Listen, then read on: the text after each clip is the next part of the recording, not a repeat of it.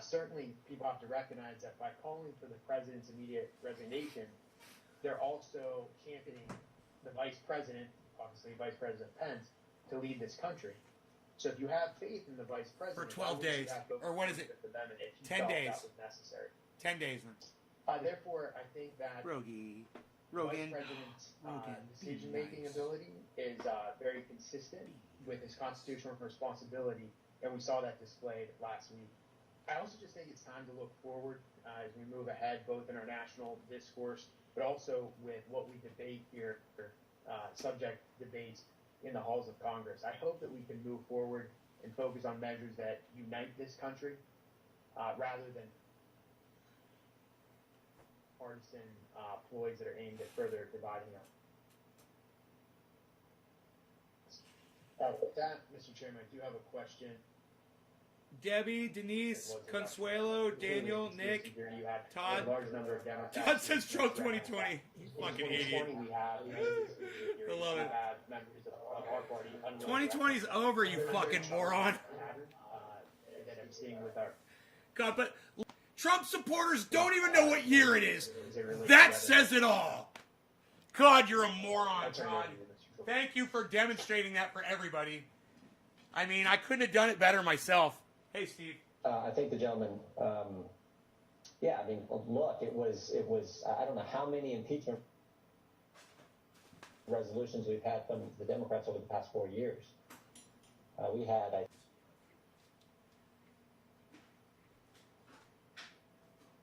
objected to more states than Republicans objected to last week.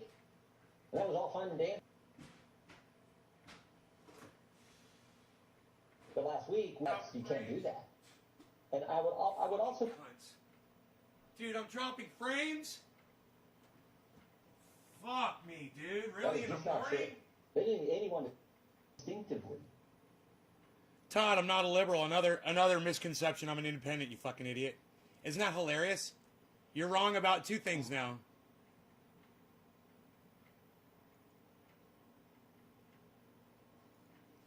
And besides, Todd, I'm here to get high with my friends, not have somebody come in here and lie to me. So, bye, liar. I love when someone comes in and lies, so I can just block them immediately. As soon as you lie, I get to block you. That's a rule of the show, and I love that rule. So, he says the election was stolen. That was a lie. You're blocked. Thank you for allowing me to block you so quickly. Keith, Melissa, hey honey, Steven, dropped a digit, yes.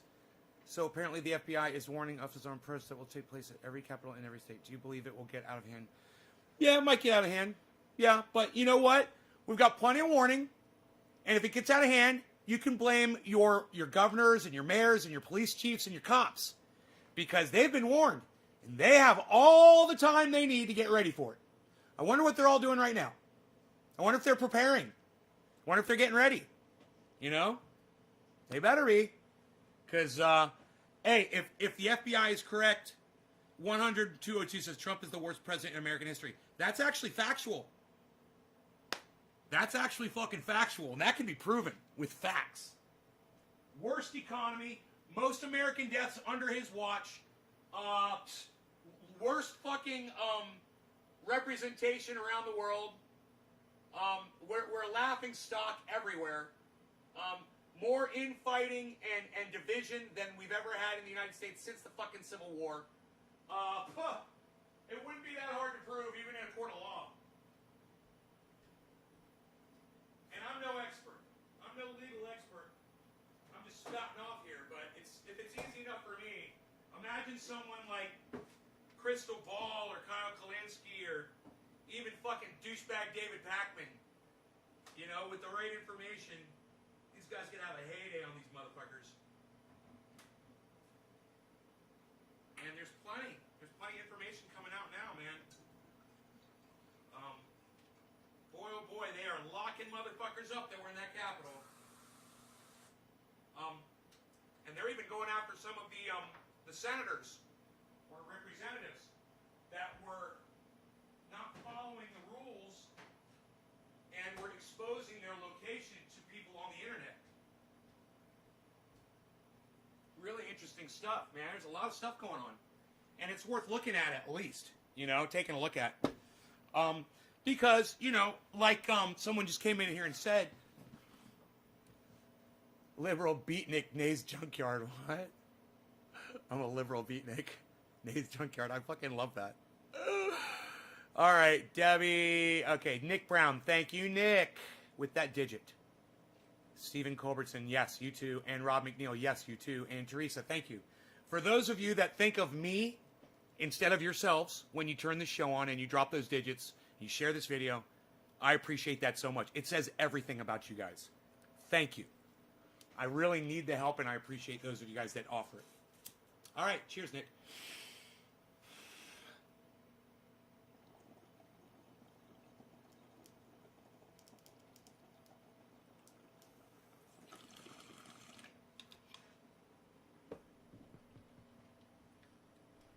It'll be interesting to see how much time they give these guys in prison.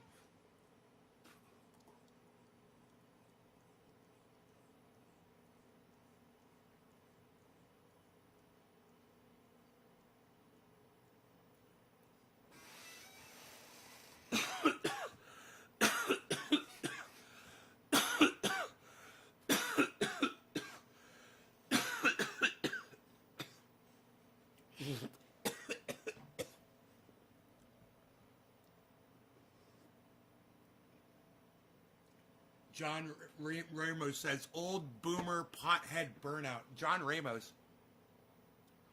John Ramos, I'm just going to go ahead and block you too. Bye. Gone. Hey man, if you don't have anything nice to say, your mom's a cunt. Remember that. Words to live by.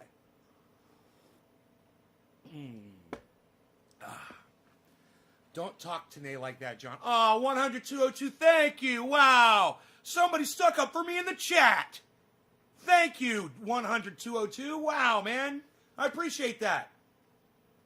Yeah, man. You know, if I was on Ron Placone's or Jimmy Doors or someone, you know, or at least the chat was visible, and somebody talked some shit, let me tell you something. I've literally paid money to fucking super chat a troll. Literally paid money to do it.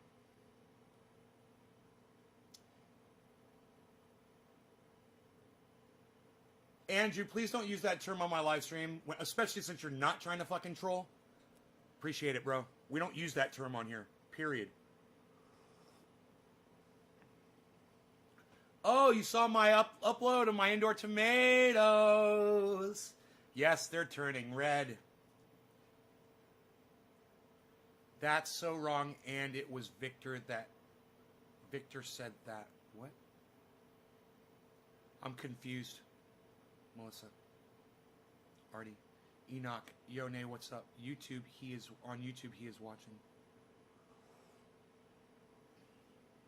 Did I stop dropping frames?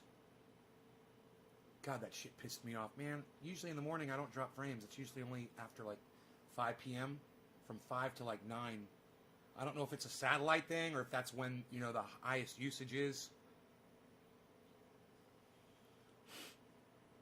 Thanks for sticking up for you last night. Oh, honey, no problem. You know, you were just trying to be nice. You were trying to help her. You're literally trying. And you know what? It's not your fault, Melissa, because you don't know how subversive she can be. She is a fucking troll. Every time she comes in, she's a fucking troll. And I just wait for it. You know, I'm sorry that she attacked you, though. You know? Love how excited you get, man. Doc Holland made me smile. Oh, cool. Hates Trump. On my way to the doctor to get an ultrasound. Gonna try take us with you when I go. All right, Nick. BJ Butts says cannabis. Artie says Idaho State banned Facebook and Twitter from state servers.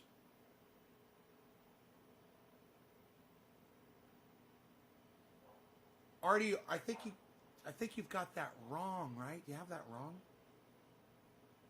Do you have that wrong? I don't think Idaho could ban Facebook. Oh, from state servers. Oh, okay. Well, that's probably not. That probably doesn't mean shit. I'm sure Facebook and Twitter are all over the place. You know, not just state servers. They're probably run on private servers too. Yeah, you were trying. Well, there's some people that just you can't try with.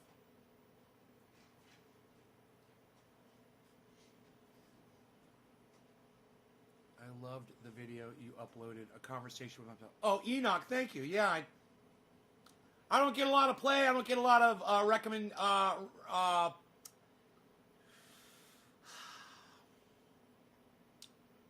I don't get a lot of recognition.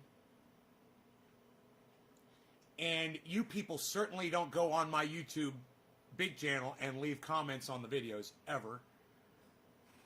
So, I get no support, bro. You know, what do you expect? I'm hidden, and you guys don't know when I'm uploading shit. That's what I guess.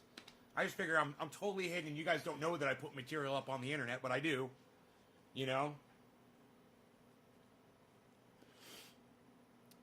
You know, you should see my Twitter feed. You really should see my Twitter feed.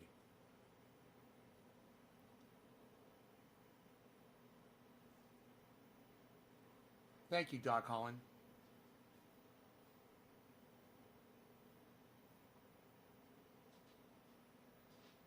You know, she plays this stupid, you know, like, oh, I'm so dumb game.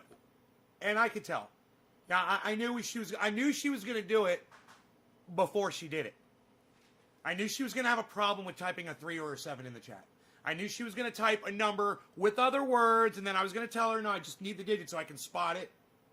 And then she was going to have a problem with that, and then she was going to argue, and I predicted all that shit. The only thing was I didn't say anything when she came in the chat because I don't want to attack people or single them out or anything. But, man, she always brings the rope and hangs herself, and I have no control over that. You know, I can't stop her from mouthing off at you. I can't even stop me. You know, I was thinking about it this morning. I was looking at myself in the mirror, you know, doing my hair and my beard. And I was thinking about the show, and I thought, man, if I could be like Crystal Ball and Sauger, you know, and Kyle, because I was watching Crystal Ball. I was watching The Hill Rising. And she was critiquing herself, which I was very interested in. You know? She went back and looked at a video of her from several months back where she had made some comments, and then she was doubling down in some places and then in other places saying maybe back off a little bit. She was talking about a coup months ago, but she was talking about a coup from Russia. And she's like, oh, I thought you promised me a Russian coup. Where's my coup? And then she was like, yeah, you know, hindsight's always 20/20. I probably shouldn't have said it that way. She's critiquing herself that critically. And I'm on here calling people cunts all day, you know. And I got to thinking about it, and I'm like, I wish that I could conform. I wish I was a conformist on YouTube. I'd be so popular. Everybody would listen to me. But I have no control over it, man. You know? I want it, you know? But you can't always have everything you want. And I have an explosive personality, multiple. And, yeah, I was just comparing how I felt last night when I was getting into bed to how I was feeling this morning when I got out of the shower and was doing my hair and stuff. Two different people. Two totally different people. Curled up in my bed like in a fucking fetal position with my dog. And I was just fucking, I was on Twitter trying to fucking, you know, came on here, did a live show, went back to bed. I was a fucking wreck the whole night. I woke up this morning, and I didn't think about it, and I, you know, different guy. Different person. Happy, sparky, ready to... what am I going to talk about this morning? You know, watching videos, pulled up, you know, The Hill. I watched a couple other things. I watched a couple of news items.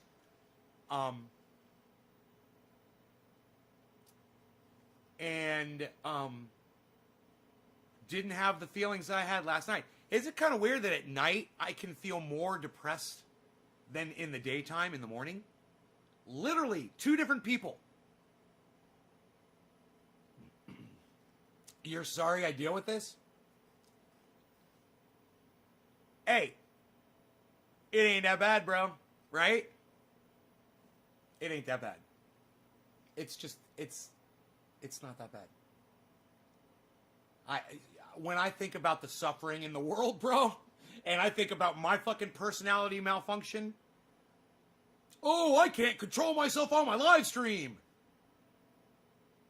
It's, oh well, hey, at least I can, entertain people and bring some joy to the world. So it's, I'm not really complaining right now. I'm just kind of saying I was thinking about it. And I'm not looking for sympathy. Because what I have going on in here allows me to do all the things that you guys see me do. And some people think that's pretty neat.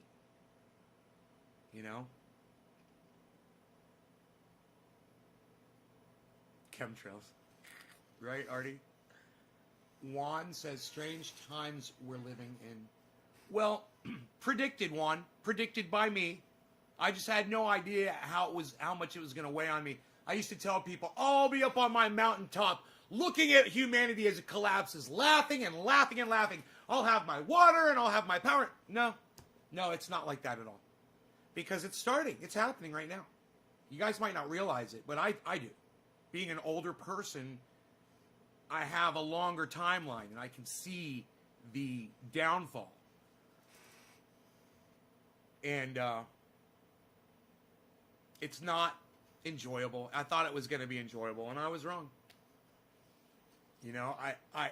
I still hope that Guy McPherson and I are wrong, but every day, man, when I take a walk out with my dog, that reminds me, I got another fungi. Look at this one, guys. You guys are going to love this.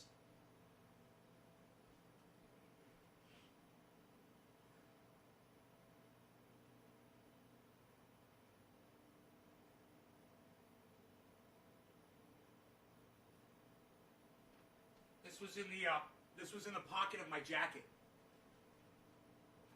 When I went for a walk with my dog this morning, I found this on the ground. Now, these are all over the place. It's moss. It's fungus, basically, fungi. But this one in particular, this kind of fungi, it grows these like things that look like suction cups all over it. And so it kind of looks like a sea anemone, or something from underwater with like maybe barnacles or something. And I got to tell you, this is of all the fungi and mosses and shit that I look at out here, and that's what I'm into. You ever see Ghostbusters and that guys? I collect spores, molds, and fungi. Nothing wrong with that. I'm telling you, this stuff, it's beautiful to look at, and it does pretty well inside the house as long as you keep it watered. So I just take it and I add it to my collection there, because I'm a pathetic troll that collects fungus on a mountain. That's what I do. But they're just so beautiful. And you know what? When you're walking outside and you see a stone, a giant boulder, and it's covered with moss, and I've got them in my yard. I've got some by the pond, but I've got some big, beautiful, fully green, bright green, like the greenest green. In the morning when I walk the dog, and the moisture is inside the tentacles of all of the moss, that green moss is so, it's glowing, it's bright green. I can't even explain how beautiful. It's at the bases of the trees, and some of the trees it goes up into the limbs and it hangs down, and then sometimes it pulls the bark off, and the bark will fall to the ground, and it'll have these colonies of moss on them.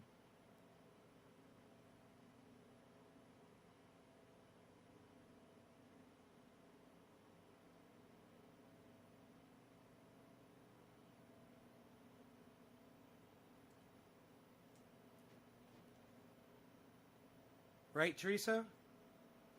Right, Karsten? Under the ground, that's so interesting. And they're beautiful to look at. I was just thinking about the pictures 2 weeks ago. The rocks were green. Yeah. Yeah. And you just got to remember, to water it every day. You got to put water on them every day. I've got one colony, I think it's dried out and died.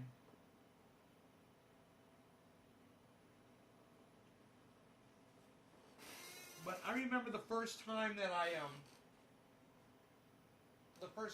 found them, and I looked at it and I go, "What the fuck is this?" And I was looking around, I was like, "Where the fuck did this come from?" It was just laying out. I was hiking on a trail, and I was out in the open, and I didn't realize it had dropped from the treetop, that was above me. You are the most beautiful thing, I swear. Look how gorgeous you are. Oh, I love you. I love you. He just gave me his paw. Oh, you're so cute. You are the cutest thing. Did you just give me your paw? Did you just give me your paw? Are you the baby boy? Why are you so cute? Huh? Why? What is it, baby? What is it, baby? What? What is it, baby boy? What is it? What? What? What is it, baby boy? What is it, baby boy? Brandon, what's up, buddy? My dog is the coolest fucking dog, man. He is the greatest. You're the greatest. You know that? I want to pick you up. Can I pick you up? Can I pick you up? I'll put you up here. Come here. Come here. Come up here with your daddy. Let me pick you up. Come here with your daddy. He's like, I want to give you a hug. I think he just told me he wanted to give me a hug. Here, let's see if he does it. You want to give me a hug? Give me a hug. Come here. Come here. Come here, baby. Come here, give me a hug. Oh, that's a good hug. Yeah. What's up, baby boy? What's up, baby? Why are you so beautiful? Why are you so beautiful? Huh? Look at the way he looks at me. You're so cute.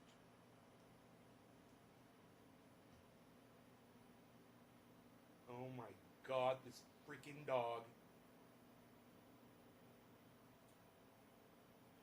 What happened to viewer count? Oh, it's, who knows? I don't even know how many people are watching right now. And there's nobody talking, so I figure there's nobody here.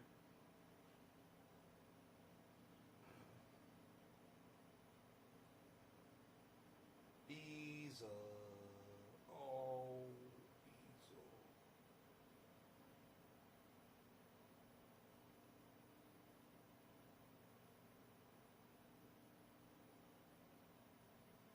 Oh, Beezle.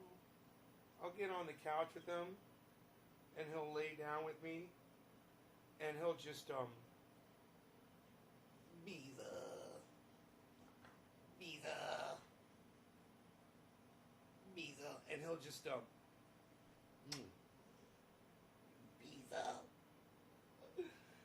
Beezle. And he'll lay down on top of me, and I'll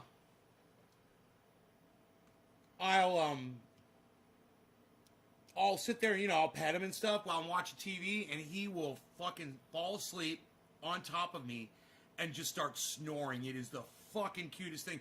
He falls asleep so fast, too. I posted colors to appease my ADHD, and you thought I was trolling. I wasn't.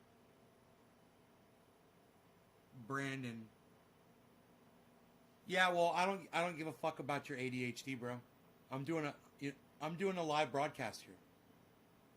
You know, and I'm sitting here talking to a bunch of other people. You understand that? What you did was rude and childish. And what you just said to me as to appease your ADHD, are you fucking kidding me? You sound like a fucking idiot. You know, yeah, I had a can of spray paint and your car was sitting in the road and I had to appease my ADHD. So I just spray painted your fucking car, you dumbass. It's the exact same thing. What's the difference?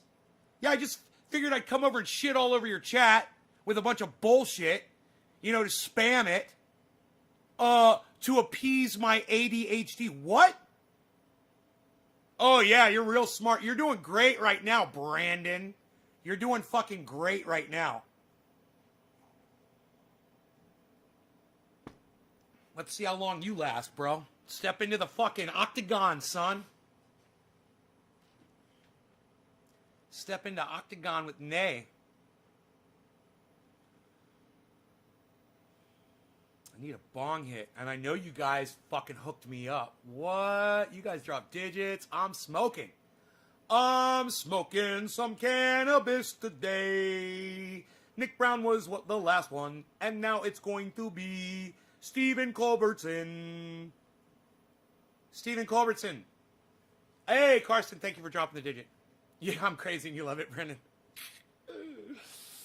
I just fuck with people all day on here. It's so much fun. I love it. You know, you're a little douchey. I'm a little douchey. Hey, we're a couple of douchebags. Look at us. Look at us. Look at us. Did you think we'd ever be here? Ever? Not me. Not me. Not me. Never. Wow. We're here, but here we are. Here we are. Stephen Culbertson, are you here? Daniel Padilla dropping digits. Stephen Culbertson, you always leave. He always leaves. Stephen Culbertson. Stephen Culbertson. I know I got to give him a little bit of time. Stephen Culbertson. It is time for Stephen Culbertson's Bong Rip. Where is Stephen Culbertson? Stephen Culbertson, Stephen Culbertson, Stephen Culbertson, Stephen Culbertson, Stephen Culbertson. Do you dab often? I dab from time to time. Hey, I got a freaking dabby right here ready to go. Look at this. But, I've been smoking a lot of flower lately because I've got a lot of flower. And it's good for me. It's fun.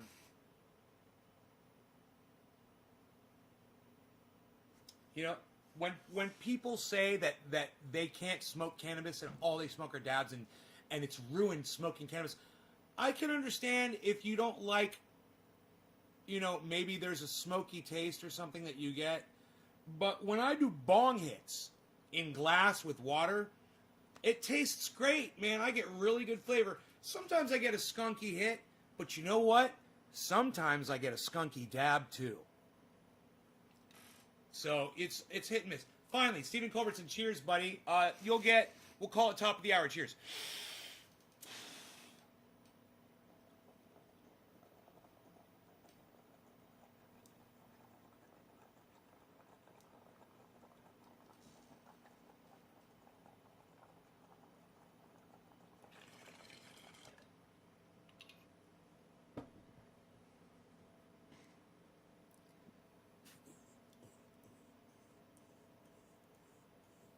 Should I check and see how many people are watching the show?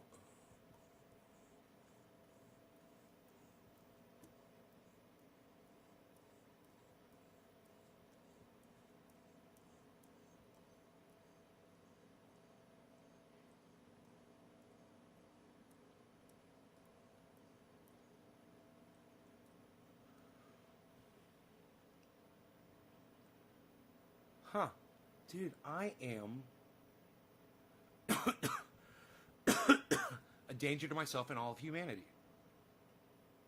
I'm losing my ability to think. every day, man. I do something. It just doesn't make sense to me. And I'm like, why did I do that?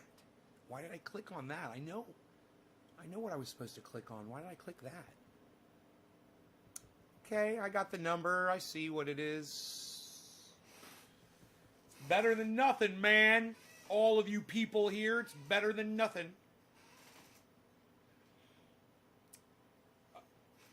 Calm that helps me as well as depression and mood swings. Magnesium. Huh. Well, let me tell you, Brandon. When I get depressed, it's not that bad. I can deal with it. Usually I'll do a live stream or I'll go to sleep. Or I'll give my dog a hug.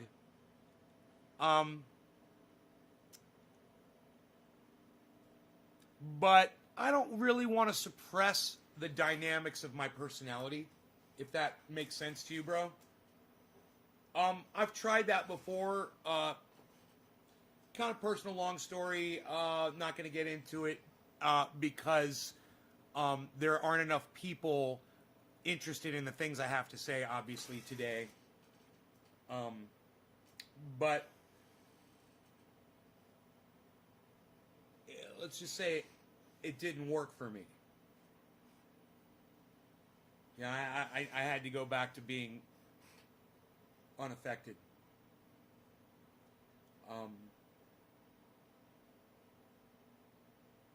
Yeah, I figure it is. But if it works at all, it's got to have an effect on... I don't want to be sedated, bro. Do you understand that?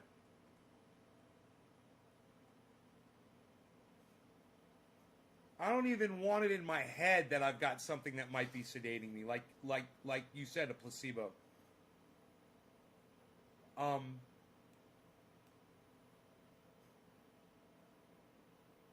It sounds interesting, and it might be just the thing I need to be, like Crystal Ball, and then it's not really me anymore, is it?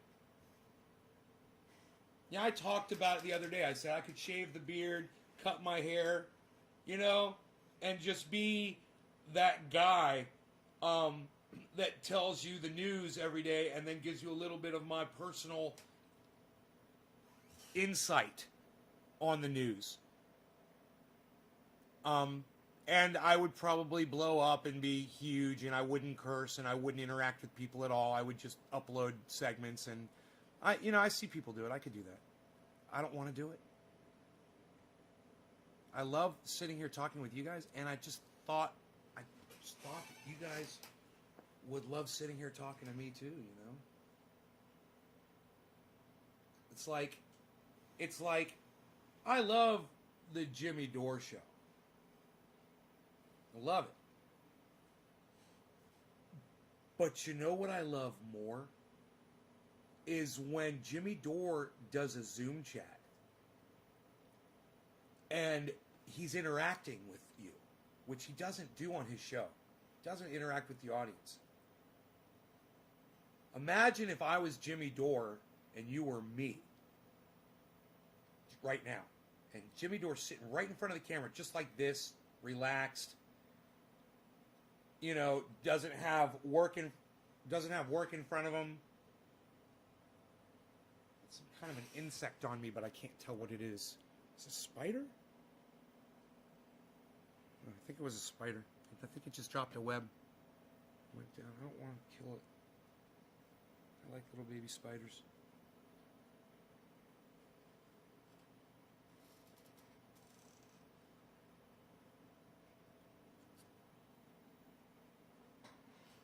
Now I'm hallucinating little baby spiders everywhere. Anyhow,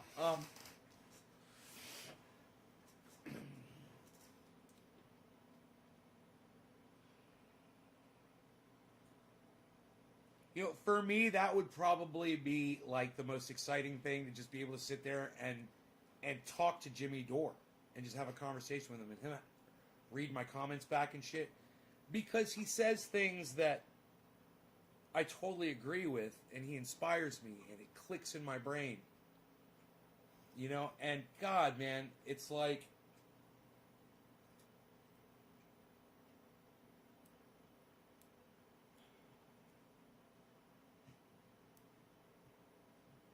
it's just me sitting here and doing this isn't marketable to my own audience.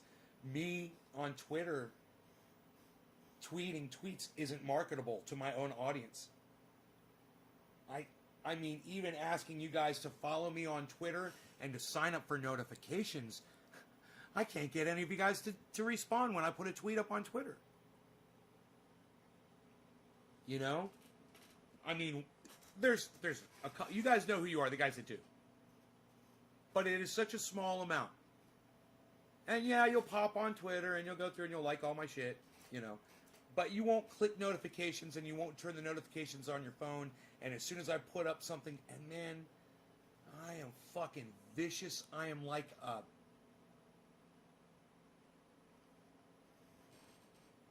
I'm like a fucking laser beam on Twitter. Do you?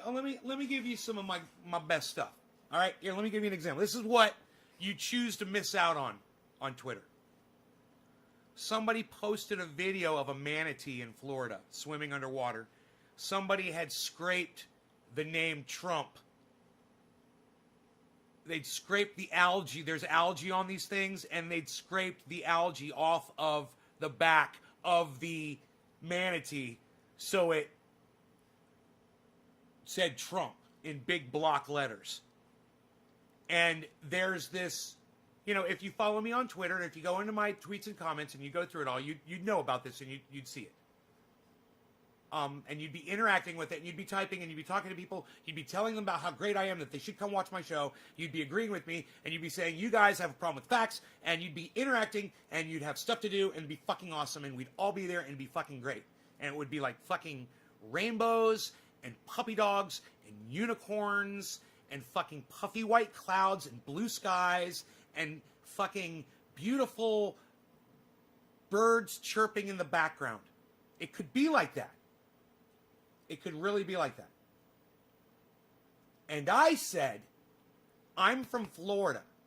I said, manatees are covered with algae. So are turtles and any other slow-moving creatures in the fresh spring water. That algae's on everything. I said, somebody probably used a toothbrush and just brushed off the algae. That's all it would take. You're underwater. You know, you take a little toothbrush and you brush off, and you brush the algae off the animal, and it says Trump. It'd take you 5 minutes, and the animal would probably be enjoying it. Like, oh God, that feels good. That feels so good. It's a giant animal. It's a beast. They get hit. These are animals that get hit by boat propellers and swim away. You can see the fucking boat propeller marks in their back. These are facts, people. I hope this is why you watch my show. I hope this is why you passionately share this around the internet and engage with me on Twitter passionately like a loyal supporter should. Like this guy's loyal supporters. You know, when he puts something up on Twitter, you know, when Frankie puts something up on Twitter, do you know how many people go, bam, bam, bam, bam, bam, bam, bam, bam, bam, bam, bam, bam, bam, retweet, like, retweet, like, retweet. What? You don't follow him? You do not follow Frankie? Well, you probably should. You should follow Frankie. And you know what else you should do? You should follow Nay's Garden everywhere and quit being lazy, because you know you're not going to hear this fucking perspective anywhere else on the internet. No one's going to be honest with you about manatees having the word Trump brushed into their back with a fucking toothbrush. Nobody's got the balls. That's why you should be sharing this everywhere right now. Large groups. Fucking tweeting the fuck out of it. Who else does this for you? Nobody. Nobody fucking does this for you.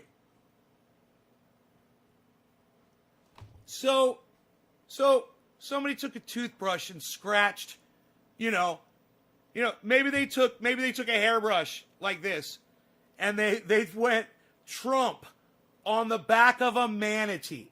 Maybe they did it with a credit card.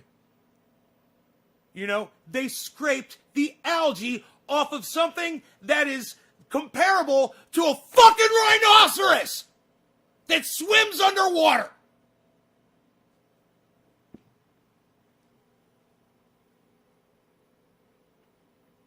So I went on Twitter and I said, they could have just done this with a toothbrush. You know, it's probably just kids. The animal wasn't harmed. It was a harmless prank.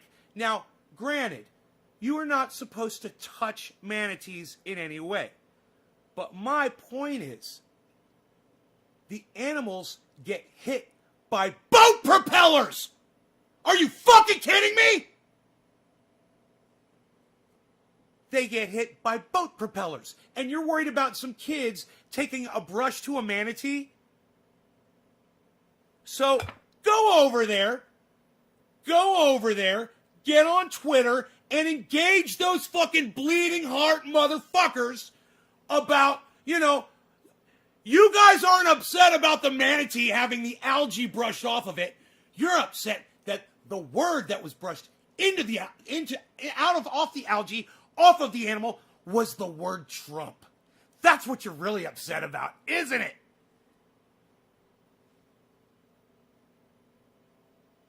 So I welcome all of you to come on over to Twitter and join me in the fucking hypocrisy over there of these people who literally think that that animal was fucking harmed.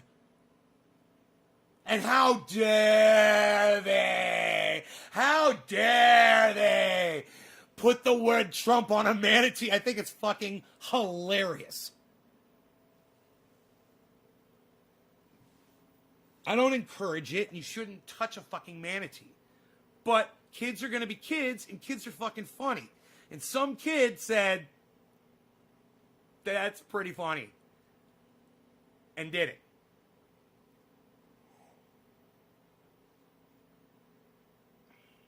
You know, they may have even done it with a fucking rag. T-R-U.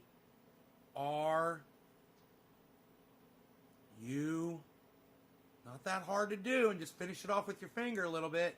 Something like this. It'd rip that algae right off that fucking elephant skin. Elephant thick skin. Robert Mulligan is here, everyone. Robert Mulligan. Hello, sir. You came in during a rant, I see. Lucky you. Lucky you, lucky man, you.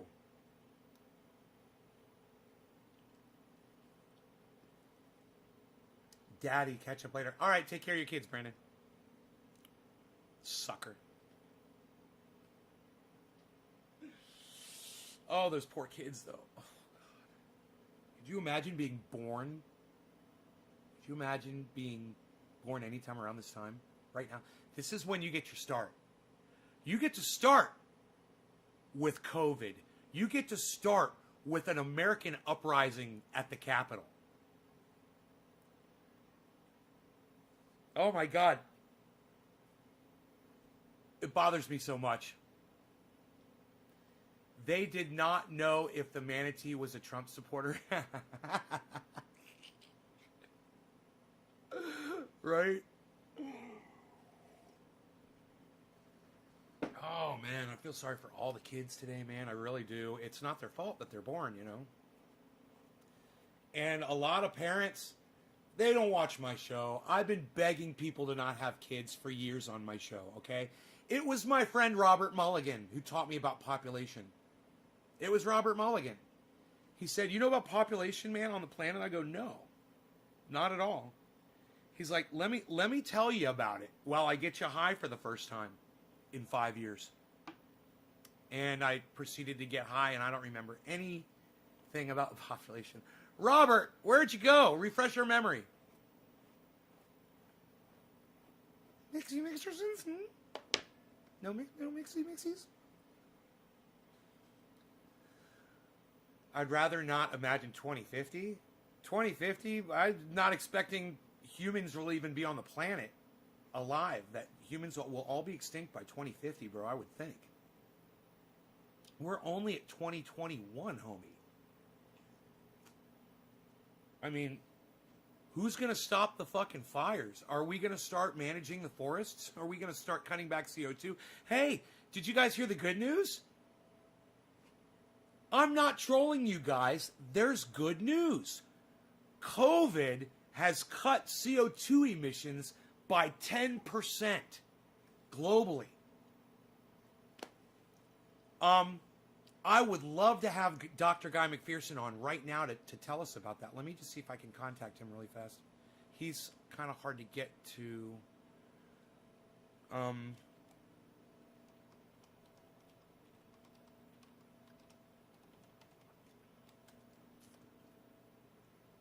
me just see.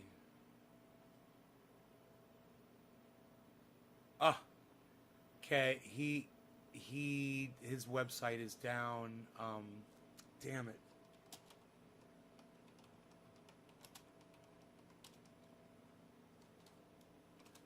Let me see. Here we go. I got his Gmail. Yay. Okay. Cool.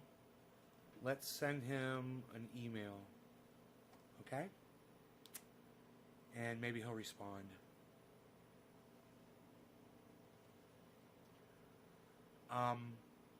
Because this is globally, this might change his timeline. You know? Maybe we would have fucking been dead in 5 more years, guys. And maybe COVID saved us.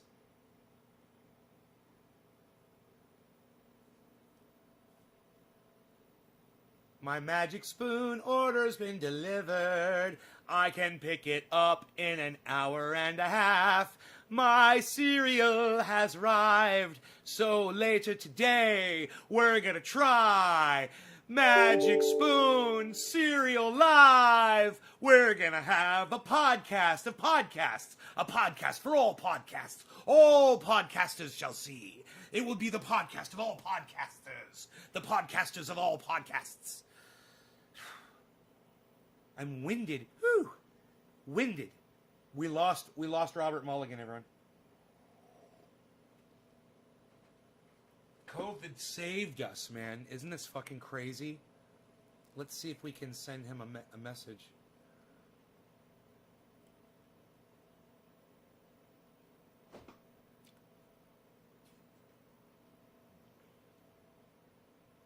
Right. To...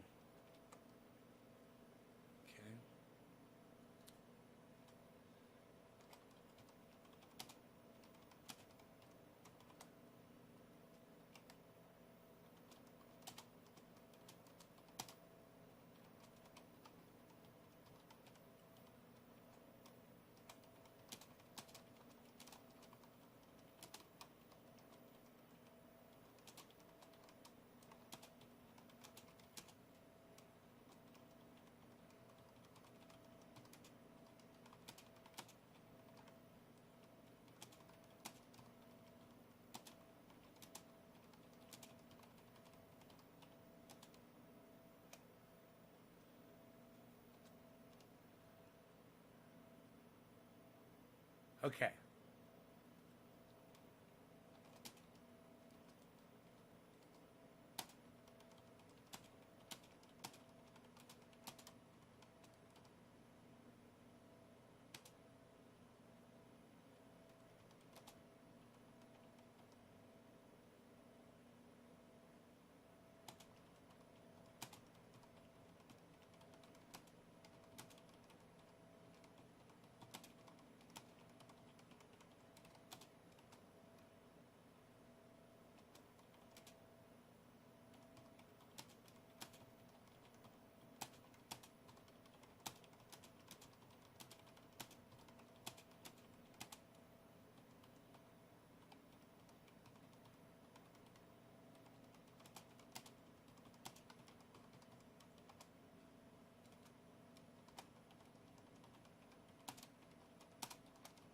I'm using my real name with Dr. Guy McPherson.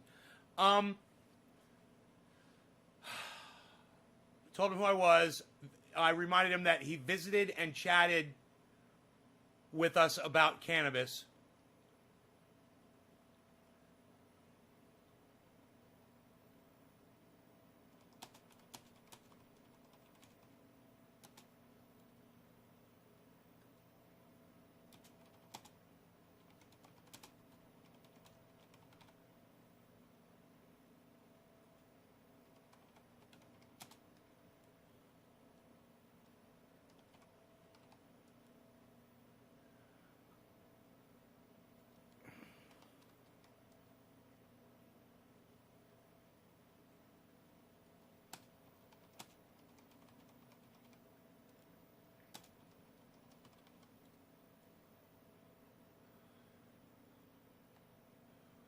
Oh,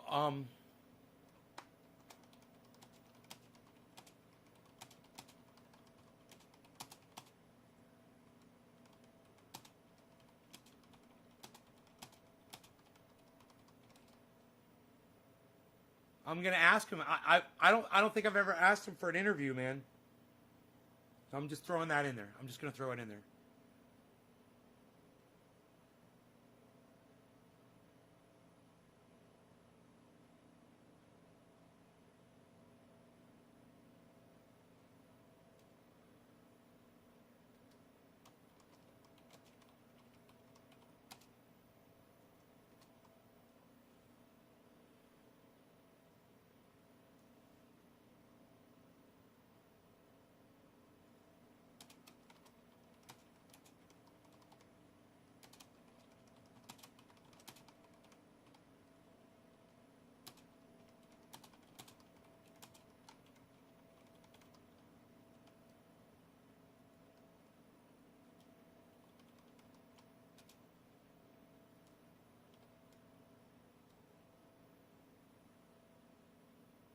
All right, here we go. I'm going to shoot it off to him. And then I'll send this to him on YouTube as well. Because I know he's doing YouTube a lot. And he always says, leave comments.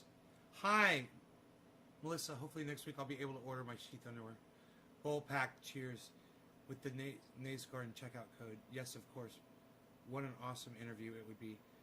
New to this war, does he sell? Bella Rivera.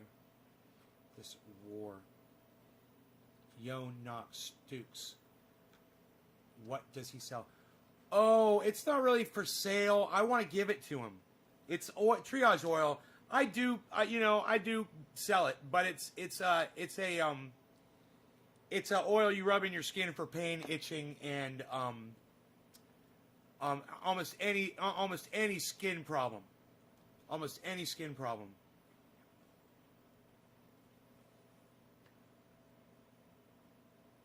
Let me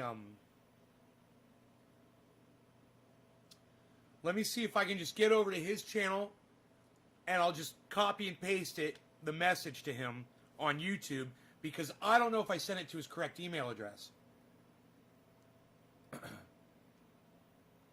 Maybe I won't drop frames while I load the stupid YouTube. Come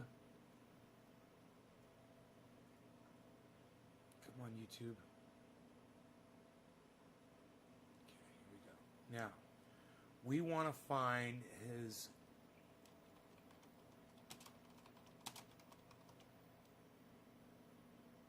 Nature Bats Last and go to his latest upload. Subscribed, Nature Bats Last. 1 day ago, morning headlines. Here we go. Ask an ecologist anything from January 10th. Okay, let's go to morning headlines. Hopefully he checks and responds to these messages.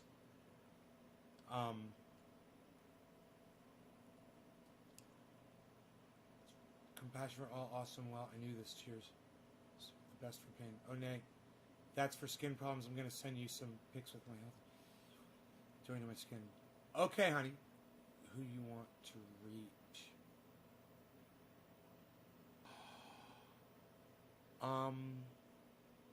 Show support by applauding. Does he have super chats? He's got comments turned off. Okay. I have to pay to talk to him.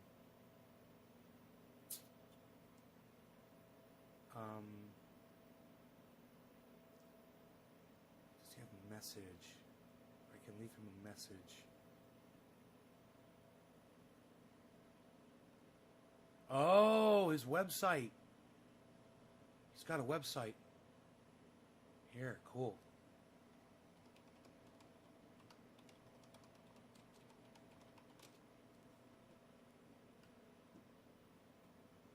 He's going to be hopping off of social media. I don't know if he did that. Hey, Steven. All right, let's see here. Media, classified. Does he have contact? He says media.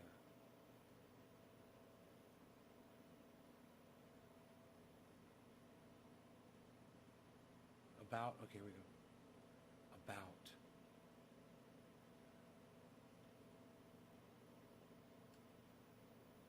Huh. About. Let me just click on about. Let's see if there's a contact there. Please donate. I could donate. And when you donate, there's a memo thing. I can leave it in the memo.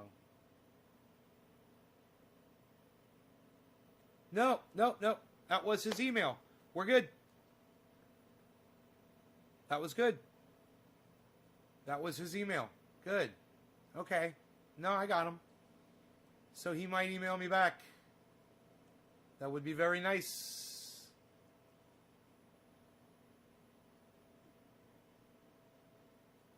You know what I mean? Great. Okay, cool. So I don't really have to do it. My dog is, the reason I'm sitting weird and acting weird, my dog is sitting here in front of me, and I was sitting with one foot.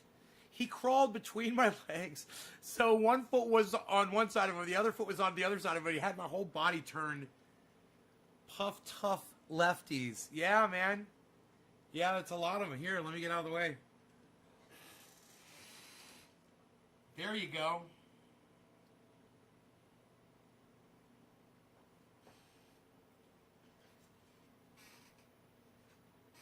They're all cut the other way. They're all cut the other way, you know.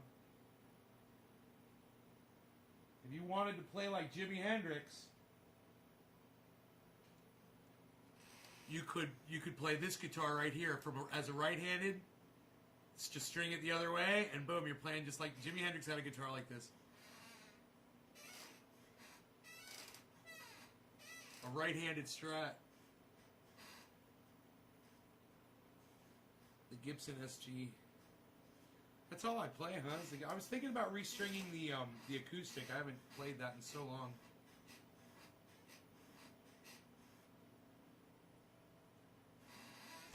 Whoa, everybody just calm down here. God, did he already... I was chastised by one of your fans for calling you Ben. He says, the drop... He wants to do a Zoom. When works for me? The drop in atmospheric CO2 was too minor to matter. On the plus side, the decline in is aerosol masking. Let's see if he's ready now, man. I'll just send him a Zoom link if he's ready now. I'm fine with that. The drop in atmospheric CO2 was too minor to matter. On the plus side, it's bad news. But he's saying on the plus side here. Hey, where did the email go? I can't believe he responded so quickly. The decline in aerosol masking is too minor to matter too. Aerosol masking. Oh, man. We've got so many things we're thinking about right now, you know? Let's see if I have enough bandwidth to pull off a Zoom meeting. And we'll see what it dictates here as far as the frame droppage.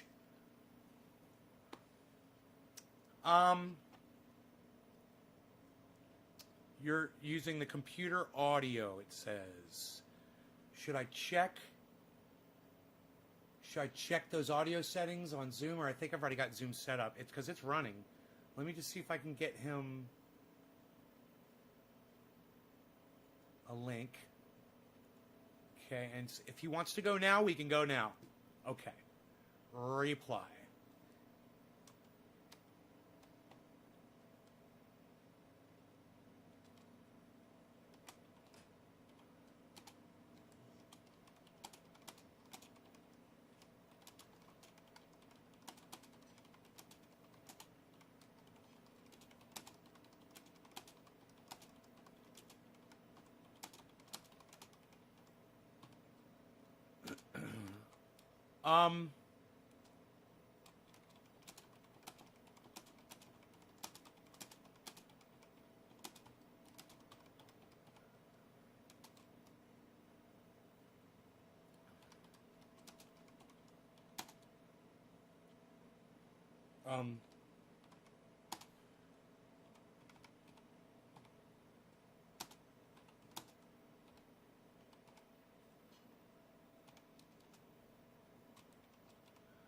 Okay.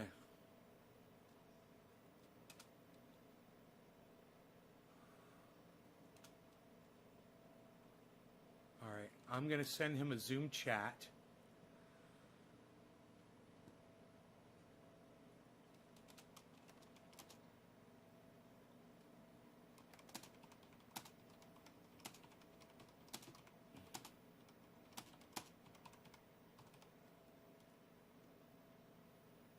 Okay. Let's send that off to him. I can't believe Dr. Guy McPherson answered me so quickly. I am just so honored. It's so nice of him to do that. And to know that, God, man, this is such important information to have access to. Okay, let's see if he responds. I'm going to try to do this on one screen. So I have to kind of do it differently. This is why I've been crashing, you know. Let me see if I can pull up the Zoom screen here. Okay, let me see if I can pull up the Zoom. I have to give him his pill for his ear. That reminds me. I only have to give him one a day, so it doesn't matter really when in the day I do it.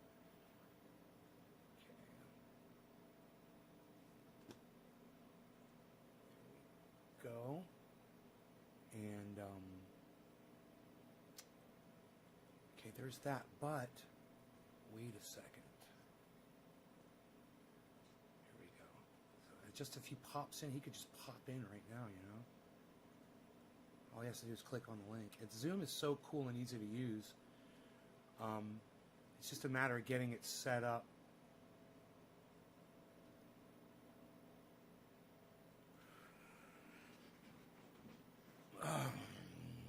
I remember now I was chastised by one of your fans for calling you Ben. So funny that he said that in an email to me, man. That is so funny. And so embarrassing. Oh, Dr. Guy McPherson could call me Ben. He could call me Nay. He could call me anything he wants.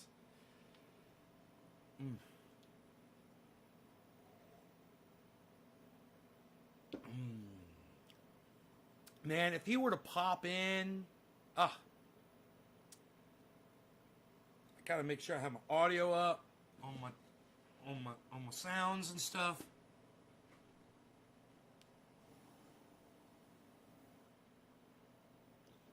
Okay, and I hope we got his audio up loud enough so everybody can hear it. Oh. Do I have anything else open that I can close? Yes, I do. 33 people watching right now, guys. Thank you so much for that. I think I've got enough bandwidth to leave that open.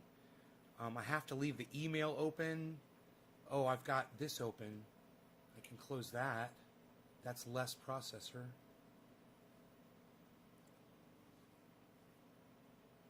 And put on my reading glasses, good sir. Let me get your credentials ready, good sir. I might even just say, would you consider? I mean, I could very easily probably spout off his credentials. But I would so much rather hear how he would choose to present himself personally, and in what order, order of, who are you? Tell my audience, explain to everybody who you are exactly. You know? That'd be cool, man. Because, what I like is when you realize, you ask somebody a question like that and they come and they say something like, well, I'm a human being. And you're like, oh, right, man. We're all human beings. It's cool. Shit like that.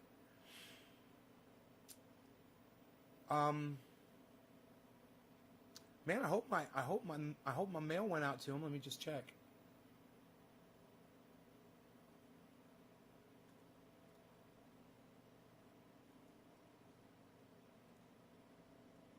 Open a Zoom chat, but anytime is good. Okay, cool. So he might only check his email once a day, and maybe I just got lucky. I'm sitting here waiting on. I should be doing bong rips. What am I thinking, man? I need to do a bong rip. Oh, goodness gracious. I wonder who's next. Who's the next in line? Who's the next in line?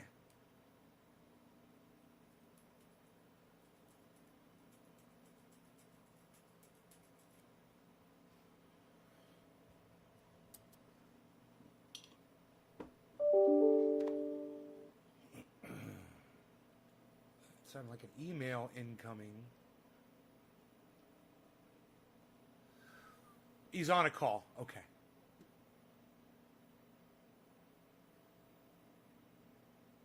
He's on a call right now.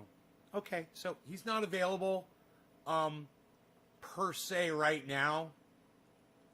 But he'll let me know via email when he can. I told him anytime, 3 times a day. I go live morning, noon, and night. I gave him the times. I think he's in Florida. I let him know I was Pacific Standard Time. So we'll do it, and I want to hear what he feels mostly about how current events today have taken the whole world's focus off of climate.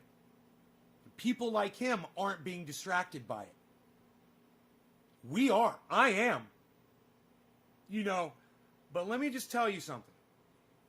Who can tell anybody here right now on this live stream what my pinned tweet is on Twitter? It's got everything to do with this conversation. And do it quick. Who can tell me, and I haven't changed it in the last 2 weeks. So if you've seen my pinned tweet, if you've liked my pinned tweet, if you've retweeted my pinned tweet, and if you have left a comment on my pinned tweet, then you'll probably know it's a photograph of something. What's it a photograph of? And my pinned tweet is what I always want to be first and foremost everyone to be thinking about. Jasper says, rip it up.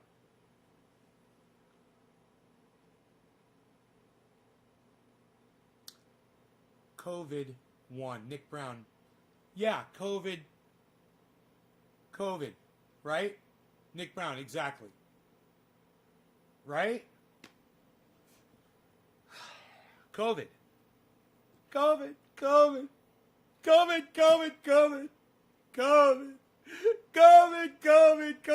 A plane crashes. 500 dead. They don't talk about that. All you hear is COVID. COVID after November 3rd. You won't hear about COVID anymore, I promise. Really? I love reminding the world of that. I love reminding the world that those words were actually said and that people acted on his directives after that was already said. There's so many anti-maskers out there and there's so many people who don't give a fuck. And they don't care if they catch COVID.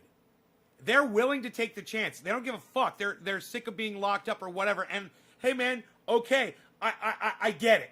I get the sentiment. But Donald Trump fucking fed into it with bullshit like that.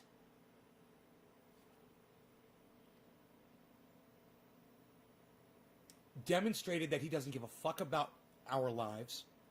Plainly.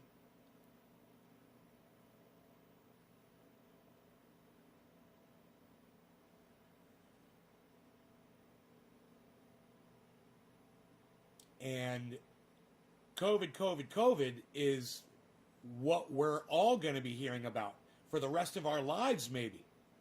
It's possible. It never goes away. It's just a thing that's always there.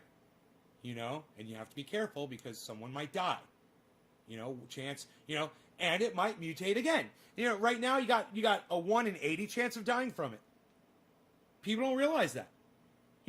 There's 80 people, and you're in a group you're at a wedding party, okay? And there's 80 people at the wedding, and they're all people that for the most part, friends, some other people that guests and neighbors that you've never seen before. But there's 80 people. There's, you got the people that are serving food. You got the people sitting around the tables, and there's 80 of you. And you're all in a big ball room, and a guy walks in with a gun and just randomly shoots one of you. Is it going to be you? Are you willing to go to that wedding knowing that somebody out of the 80 is definitely going to get shot and murdered? I don't like weddings. Not this guy. I'm not going to that fucking wedding. I don't care if it's a goddamn Miss America pageant of the most gorgeous women I've ever seen. I don't care if it's fucking what were they called? I can't remember the suntan girls. I can't remember the Tropicana girls. What was it? I can't remember. Tropic something, whatever. There used to be a bunch of girls, and they all had suntans, and they used to stand in a line with ribbons across them, wearing bathing suits, and they were hot, and they used to march across the beach. And the Swiss bikini. What was it? Was it the something bikini team? Do you guys remember that? Was it the Swedish bikini team or something? Oh, I can't remember. I'm staying home. I don't give a fuck. I'm missing out on the Swedish bikini team. I'm staying the fuck home. I'm not taking the chance. I'm wearing my mask. I'm going to be careful. I'm going to try to avoid, it's like I'll be out in my car and I'll be doing something. And then I'll be like, oh man, I should go do this. And then this has both happened to me. Okay, both of these things. Where I'm like, oh, fucking COVID, dude. What am I thinking? I'm not going to go around and just do stupid shit around a whole bunch of other people. I've got to go home. Or I'm like, hey man, I feel like grabbing a coffee right now. And I pull into the coffee place and there's fucking 10 cars, and there's people all over the place. And I sit in my car with my dog. And I look at all the people around. Most of them are wearing masks. But I'm still like, why risk it? Why add to it? I'm not supposed to be around groups of people anyway. And I pull my car out. I don't even turn it off and go home. I've been in both of those situations and I've done that. So it's changed my life. And I'm sure it's touched yours as well. And, it can get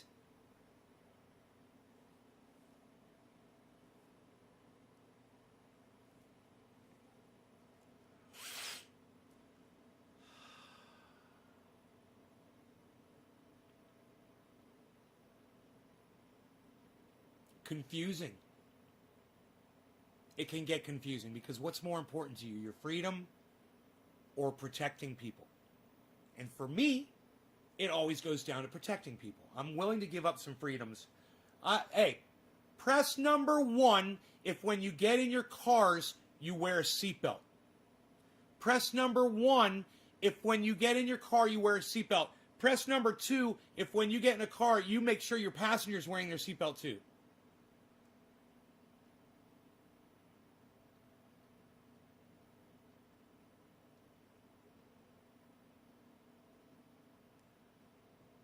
I don't even have a bowl loaded. I don't even know who the next digit drop is. Karsten, there's Karsten. Karsten, you're what I got as far as digit drops go. So you guys are willing to give up a little bit of freedom to be safe. Press number 4 if when you ride a motorcycle, you wear a helmet. And press number 5 if you live in a state and you wear a helmet where it's you don't need to wear, you're not required to wear a helmet, but you wear a helmet anyway because you know that if a car hits you and you fly off that fucking helmet, you fly off that motorcycle, you might hit something head first. And you've seen my helmet and the way it saved my life as I sit here and still talk to you today. Right? So we're willing to give up personal freedoms around driving vehicles and around, right? that's because someone could die. There's a chance that someone could die. You could hit somebody, you know, on your motorcycle and fly into a fence. Happened to my friend. Get hit by a school bus. Happened to another friend. Hit a sign. Happened to another one of my friends. He died. You can hit someone head on like I did and survive. And that's all just driving. Whenever we're talking about wearing a mask and preventing the spread of this disease, we're doing the exact same thing. We're sacrificing a personal freedom, true, another personal freedom, but we're doing it to save lives. And if you're going to sacrifice a personal freedom to save lives, I'm okay with that, as long as it doesn't infringe on my personal freedom to live my life free. And as of right now, I feel free to do whatever the fuck I need to do. Yeah, I don't feel like, even if there's a fucking statewide lockdown and you're not supposed to go anywhere unless you have to go. Hey man, I got appointments and things, and I'm right, Shell. Yes to helmets always. Thank you. I'm always willing to go out and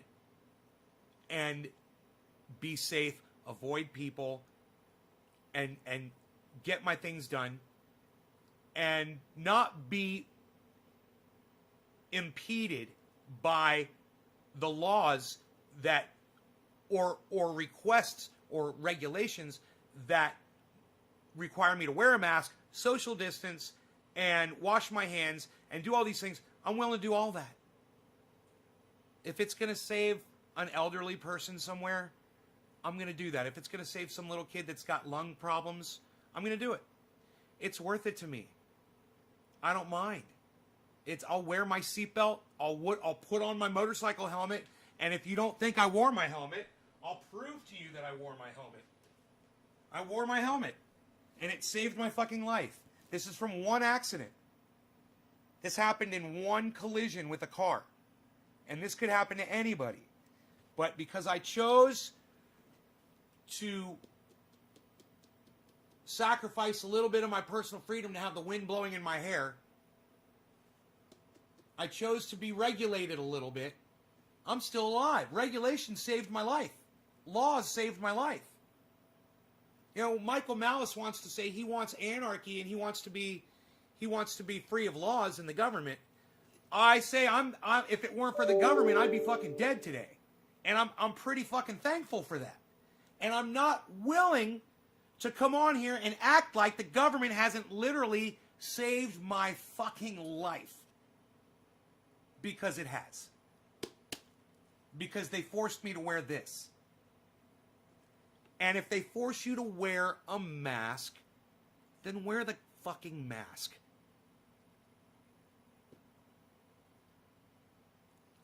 You know, because it might not be your life you're saving, but it might be somebody else's, and you should give a fuck. Look at this. Look at this. Look at the crack in the side of this helmet. Look at this. Look at the shots this thing took.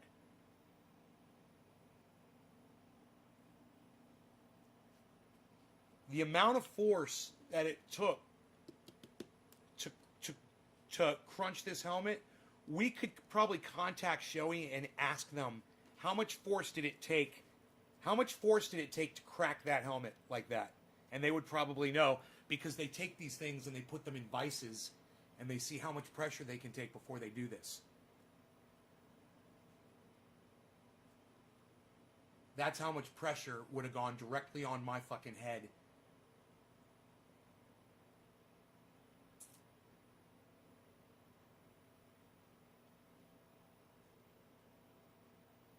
Yeah, Teresa, don't ride motorcycles anymore, you fucking idiot. I showed you this, and you're still riding a fucking motorcycle? Really? You haven't sold your motorcycles yet? Really? Fuck. Jesus fucking Christ. You waiting for that? You're waiting for the next person to run you over, too? Hey, man, it might be COVID right now, but there's plenty of traffic out there. And it doesn't have to be your fault, Teresa. You know, you putting yourself on that fucking motorcycle is the problem. You know, if I had listened to my doctor when I was younger, and he said, I see you're playing with motorcycles. He said, I call them murder cycles. He says, I've lost so many patients.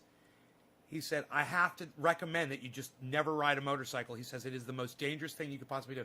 I didn't listen to him, and then I got in a motorcycle accident, and it affected me for the rest of my life.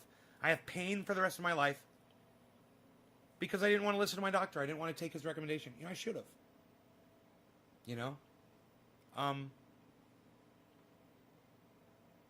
And now I'm telling you, sell that fucking thing.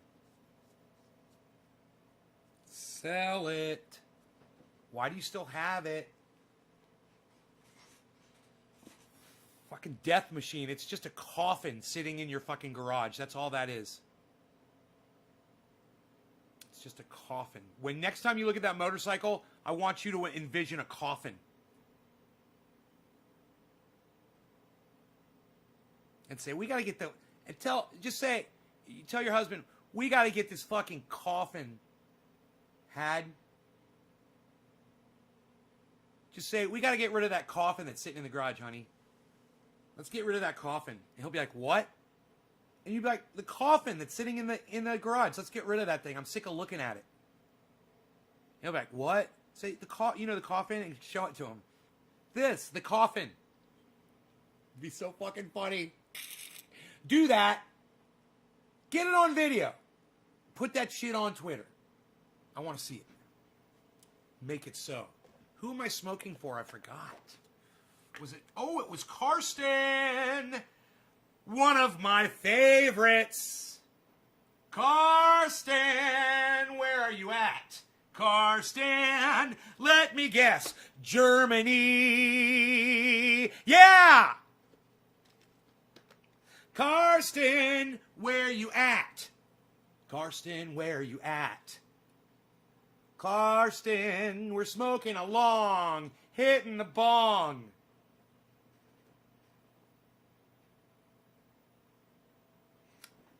You guys know about my, I bet you don't, know about my sponsor down here, sheathunderwear.com. Check out code NASGarden. I'll get you 30% off your order. I forget to tell you guys about it because I don't even feel my underwear. They're so comfortable, and I love them. Ladies and gentlemen, get 30% off your order at sheathunderwear.com with the checkout code NASGarden.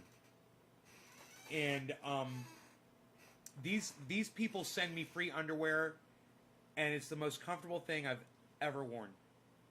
And that's really, to put it gently, try wrapping yourselves in sheathunderwear.com. Check out code NASGarden. 30% off your order every time you use it. Get yourself one pair and just try it. Do you know that someone texted me and said, Nay, I used your checkout code. These are the most comfortable underwear I've ever worn. I'm buying more, and I'm going to use your checkout code again. Yeah, buy them one at a time and use the checkout code every time. You can do that. You'll get 30% every time. One pair, you want to buy one pair, you get 30%. Boom, 30% off. NASGarden. Sheathunderwear.com. I'm excited about it, and when you try a pair, you're going to get excited about it too. It's a whole other world. I'm telling you, I've never been more confident, and I've never just not had to worry about what's going on down there. To reposition, realign, re-leg it. Oh, it's on this leg. Got to put it on this leg. Oh, God. I hate that shit. That all stops.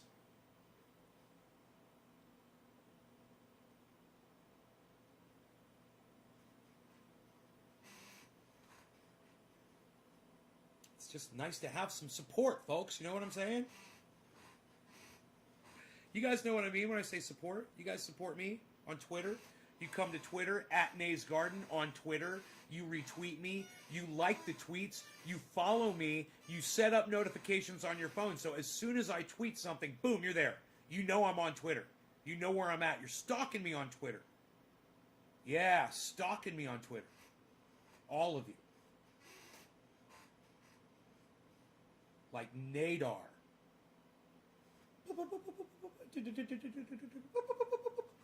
Nays on Twitter. Nays on Twitter.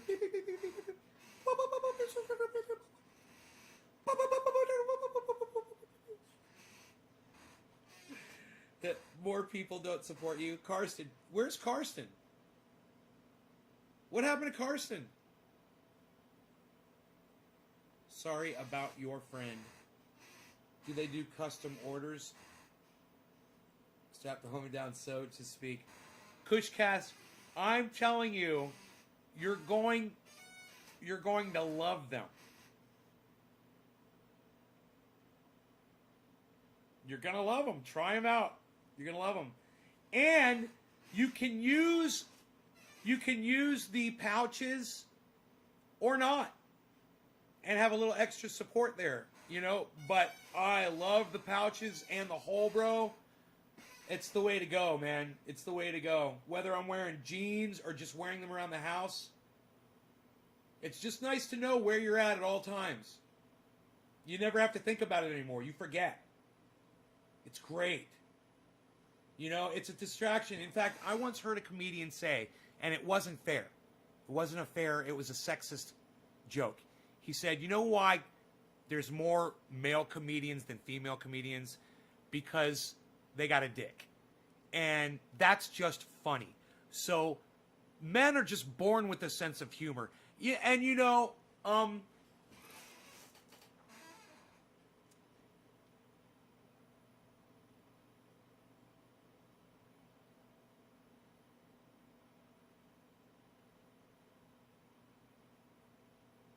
it's a sexist comment.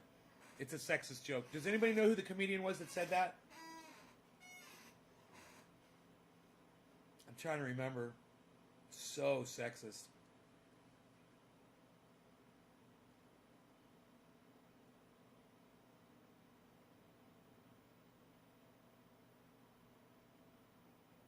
Hilarious, though. It's sexist, but it's funny. You ladies know you laughed. Oh yeah, what happened to Karsten, man? Karsten's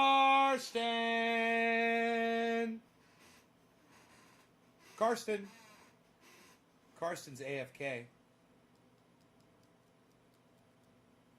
Karsten, I'm just gonna assume you can hear me, bro. I'm gonna do a bong rip for you, brother, just so you know. Cheers.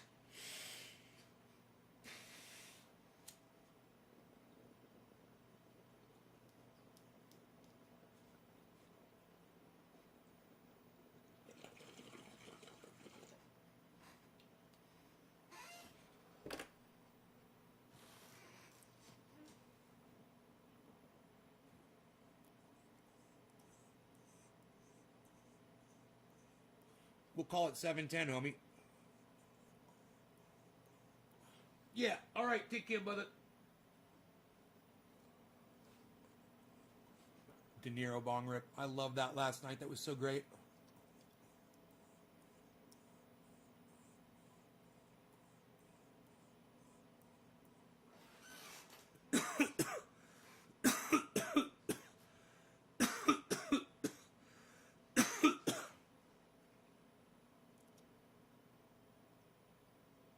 Should I, ooh, okay. I was going to say, should I check the headlines and see if anything's, I like to check the headlines before I leave. It's one of the things I like to do before I shut the show off. Ron Placone went live. What? Ronnie Placone went live just a few minutes ago. Whoa, whoa, whoa. Let's check that out.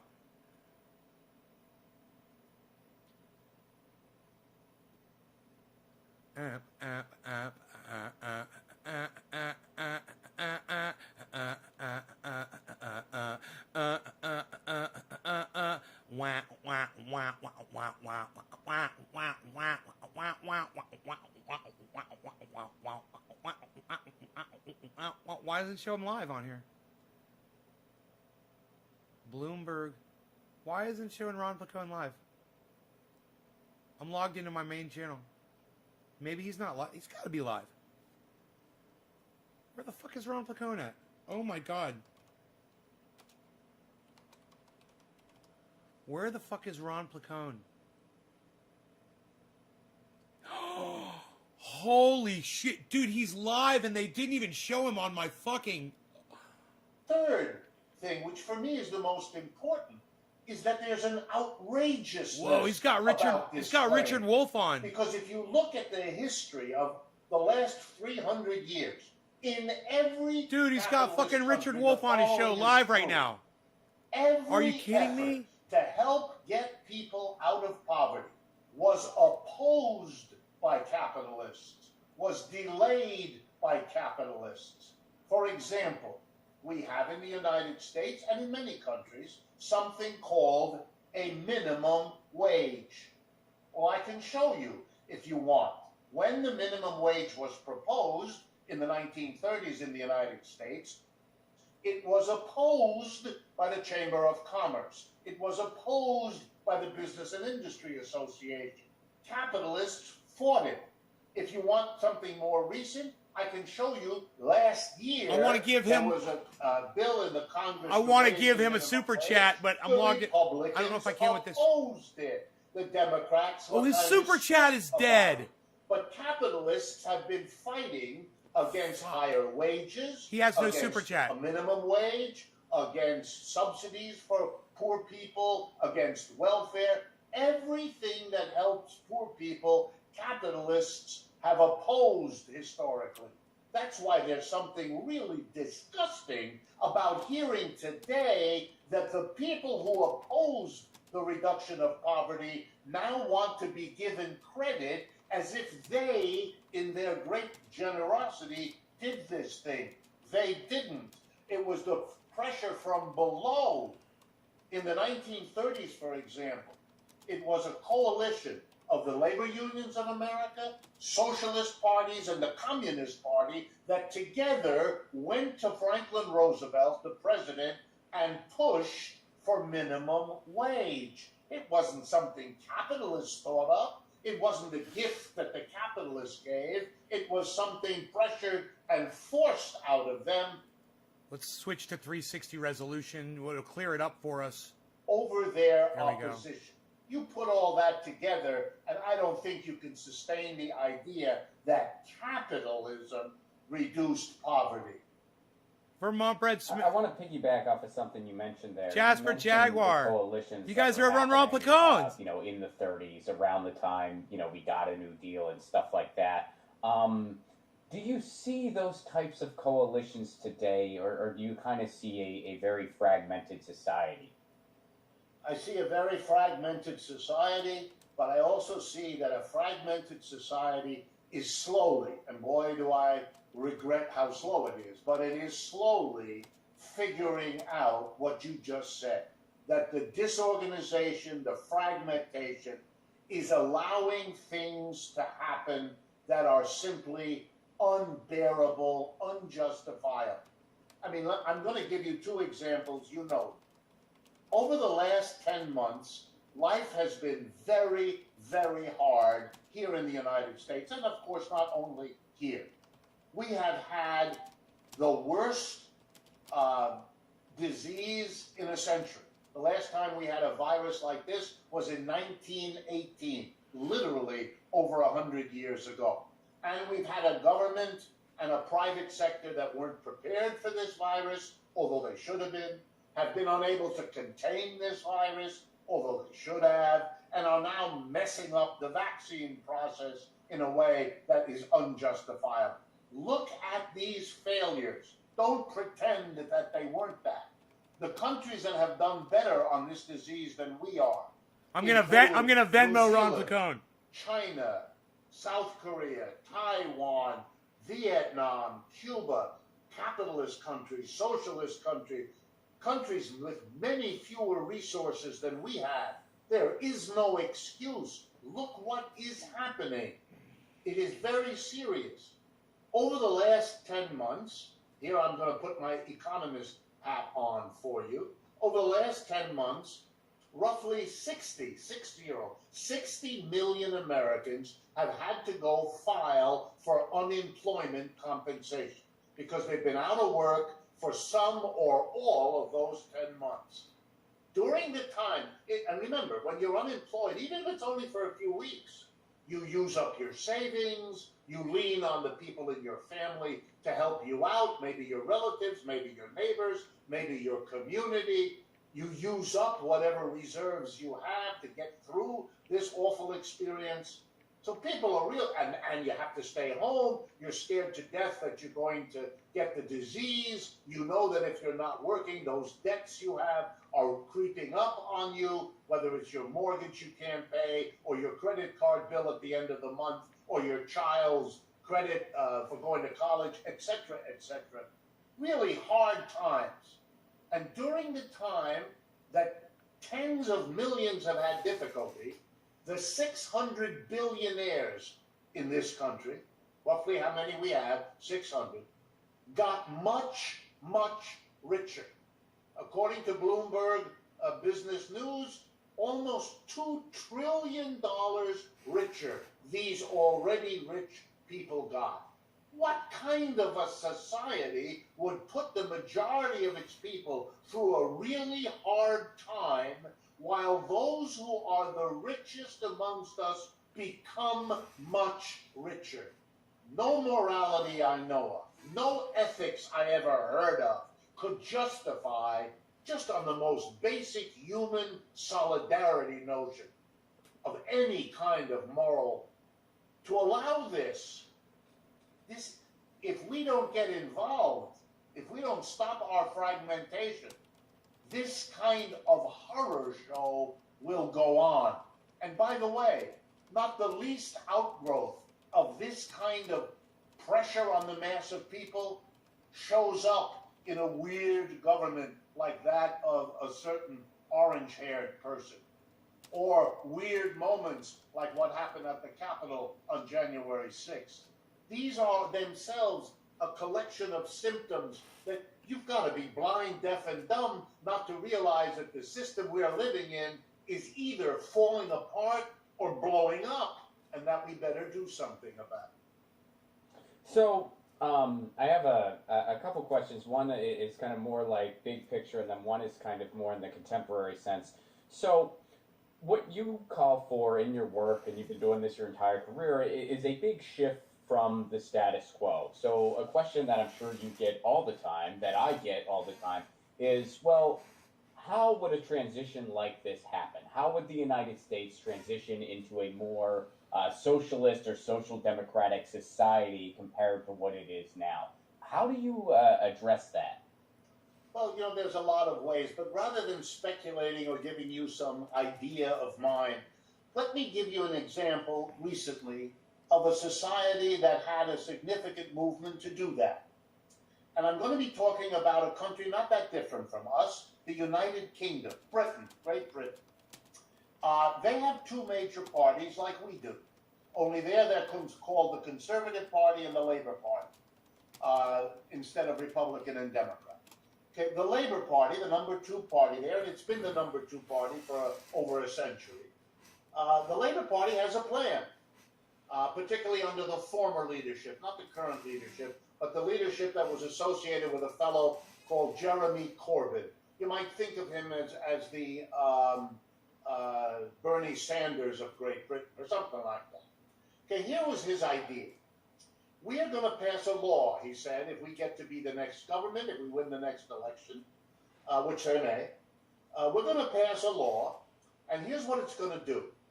It's going to say to every company in Britain, if you want to keep going the way you are, fine, no problem. But if you were to decide to change in any of the following ways, you close your business, if you propose to close your business, or you propose to sell your business to somebody else, or you propose to make your business into a shareholder business by going public and issuing shares, or if you move overseas, you make any of those basic decisions, the law is going to require you to give your own workers something called the legal right of first refusal. And what that means is the owner of the company has to go to the workers and say, I'm thinking of leaving, I'm thinking of closing, I'm thinking of selling, but I have to, according to this law, give you the option of buying the company from me and converting it into a worker co-op instead of a capitalist enterprise the way it has been. That's the law. And if you ask, well, where would the workers get the money? Then the Jeremy Corbyn would smile and answer to the news question coming at him. The government will lend the money to the workers so that they can do it. Why? We want to develop in Great Britain a worker co-op sector of the economy. We want all over the country the British people to have a choice, which they don't have now, to see in the community businesses organized in the capitalist way, top down, owner, board of directors, and all of that, but side by side, enterprises organized democratic, where everybody has one vote and the decisions of the majority will determine what's produced, how it's produced, where it's produced, and how you pay different people. Everyone is going to see the difference in practice between capitalism and a socialistic worker co-op alternative. Because then, when everyone sees it, experiences it, then we can have a genuine vote of the British people. What kind of economy do you see this, want? guys? You want a mixture of both of them? Ron's you got want a one link. kind only? But then it will And be YouTube, a democratic decision. YouTube won't You can't allow the do link. that if people have no experience still has it there. of what worker co-ops are like. That's What they're why like they to took work his in, what fucking they're super like to chat buy down. from. Oh my god! Okay, my answer That's to your why. question, let's Fuck. do that. Let's do that here. And by the way, let me give you an example you may enjoy from Italy, which has gone even further than this. And I admire them. They passed a law in 1985 in Italy called the Marcora Law, named after the Italian legislator Marcora, who pushed it through the Italian parliament. Here's what the law says. If you lose your job, you have two choices. Number one, you can get unemployment insurance, just like here in America. You file papers, you get a check every week to help you through the period of unemployment. But you can do something else. You have a choice. No such choice exists in the United States. And by the way, the bill was passed in 1985. It is still the law right now in Italy as we speak. The second option that you can choose, if you find 9 other unemployed people, at least 9, of course it could be more, to make the same decision as you, the Italian government gives you this option. We will give you the entire amount of unemployment insurance that you would have gotten week by week over a year's period of time. We'll give it to you and the 9 others as a lump sum right now on the following condition. You use it to start and operate a worker co-op enterprise. And people in Italy have been doing it. It's one of the reasons why Italy has more worker co-ops than any other European country. In fact, if you go to the Italian province of Emilia-Romagna, it's the area around the northern city of Bologna. Sì, molto bellissimo. Ho la famiglia a Bologna. Okay. I got family there. Okay, 40% of the Emilia-Romagna economy is worker co-ops. 40, almost half. It's been that way for decades. You want to see the success of worker co-ops? Go there. It's right there. You don't have to speculate. It's not a utopian dream for the future. It's an actuality. We could. I won't embarrass your listeners. I won't embarrass anyone by asking whether you knew what I just said. Of course, most people don't, because that information is not distributed here in the United States, and that's no accident either. But here I am telling you, we have the ways to introduce a worker co-op sector of the American economy. We have the British idea of how to do it. We have the reality in Italy. We have the Mondragon Corporation in Spain, which has gone even further along these ways. We have plenty of information, plenty of models to move in that direction in this country. The only thing we lack is a political movement to make it happen. So, I want to ask you, on the micro level, then, one thing that you do not do on your podcast, which I really appreciate, you do not sugarcoat electoralism at all. You do not sugarcoat what Joe Biden is. But I wanted to ask you, what are some of the things we can push for realistically with this incoming administration that's, coming in whether we like it or not? Okay, let me be honest with you. I know personally some of the people that Biden has collected around him, and I know about the careers of others. Here's what I mean. The new Secretary of the Treasury, Janet Yellen, was a classmate of mine at Yale University. We got our PhDs in economics at the same time. We took the same classes. We had the same professors. I know what her education was because it's the same as my own. And I have followed her career ever since. I know Jared Bernstein. I know Heather Boucher. I know some of the people that he's gathered around. Nice people, good people, honest people. I have no quarrel with them as human beings at all. But there's nothing in their careers that has ever made them, at least not in public or in private that I know of, question the capitalist system. They're not willing to ask the question, could the problems we have and our failure to find solutions be something systemic so that we really have to change the system to solve them? Let me give you an example. The inequality that we have in the United States today, you know what it's like?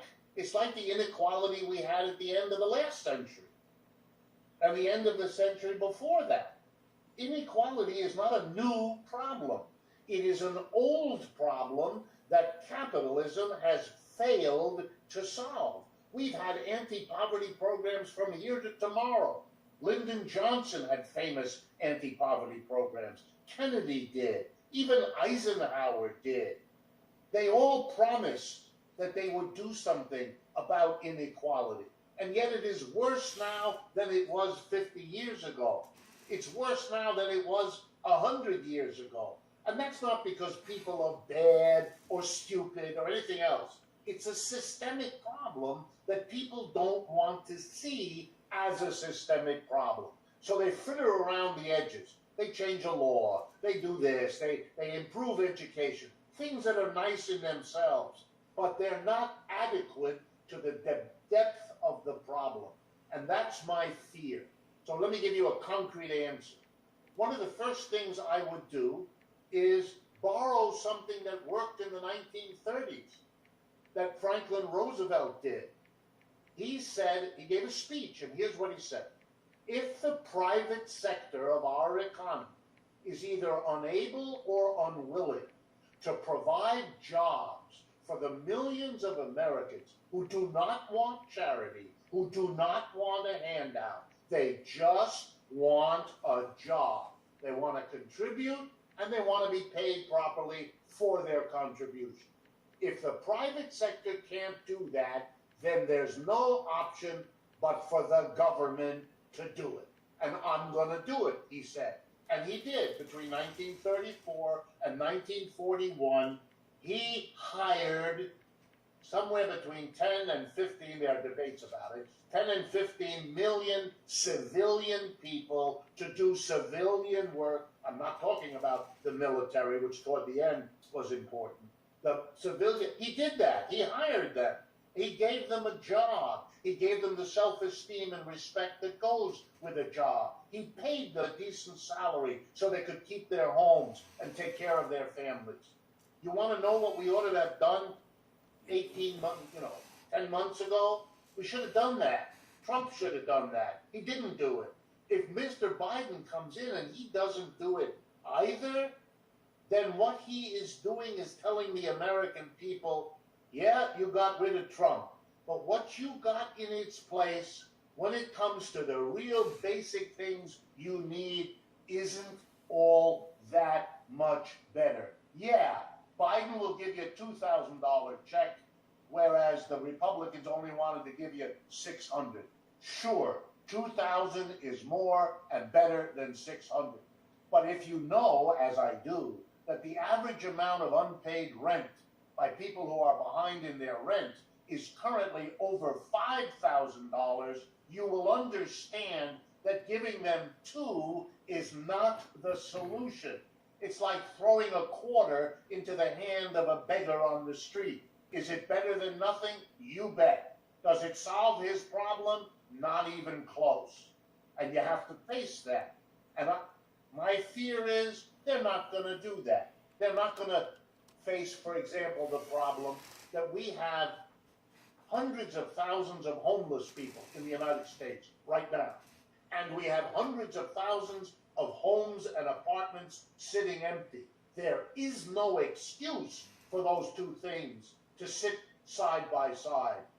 That's the capitalist system that makes it this irrationality necessary, because the landlord has to have rent and those poor people don't have the money to pay the rent, so the homeless people sit across the street staring at the empty apartments. But that's a systemic problem. A system that can't give everybody food, clothing, and shelter has just proven itself to be an unjustified burden on the human race. So, yeah, and a statistic that you point out on your show that I think is so staggering that this piggybacks on everything you just said. And yeah, I heard this first on your show. Since the pandemic, there are 1 million less people providing public services. During a pandemic where it's needed the most, there's 1 million less. Like, it's calling it backwards is an understatement. There's not a word for how ridiculous that is. Well, you know, and look at the way our system is set up. If you have masses of people unemployed for whatever reason, those people, because they're not earning a job, the company's not doing well because that's why they got fired in the first place. So those people don't pay taxes the way they used to. The businesses don't pay taxes. So the money coming in to fund public services is exhausted. So people are unemployed. They need more help from the government, not less. But you've set up a system where the government is able to give less services as the people. This is an organization that is so dysfunctional that the amazing thing, which I expect historians in the future, looking back on this period, they're going to scratch their heads and say, how could those people have allowed such a dysfunctional system to last as long as it did? Yeah. So I know you got an out here. Do you have a couple more minutes? I wanted to share one story with you. All right, because my show is called Get Your News On with Ron. Usually I share a story with my guests that I kind of picked out especially for them. And I got one especially for you. You may have heard about this already, or you may not have. I look forward to finding out. But one thing about me you may or may not know, I'm a big music guy. I love music. I play guitar. And here's some news that I'm hoping you might appreciate that I just found out about recently. And this concerns a guitar company called Taylor. Taylor Guitar announces complete transition of ownership to its employees. Did you hear about this? Yes, I did. Okay. I thought it'd be cool if maybe you didn't, where you're just like, I didn't know that. This is going to be in the podcast. But yeah, so Taylor Guitars, and what they're doing is it's called an ESOP, where basically employees just own the company. And the folks who run it, they're hoping to kind of hand it off that way. And here's a statement from the company CEO. I don't think ESOPs are right for every company, but they're going for it. But an ESOP is good for people who want to stay involved with their company. James. It's good for people who Hey, care about BJ their Butts. business and care about helping their employees grow their wealth. What's up, guys? So what's your take Welcome on to the this? show. Is this a step in the right direction? Is this kind of an example of doing better? Yes, I should explain to folks, ESOPs, ESOP, have been around for quite a while. It stands for Employee Stock Ownership Program, and it's been around for a while, and here's the logic that may intrigue your audience. Think of a company, I'll make one up. Mr. and Mrs. Smith start a company, and they spend their lives building it up. It starts small, Mr. and Mrs. Smith and 2 or 3 friends. But over time, they work hard, they're successful, the company grows. And now Mr. and Mrs. Smith have reached 65. The company has 200 employees. Mr. and Mrs. Smith hired every one of them. They're local people, they know them, they know their families. It's a successful business.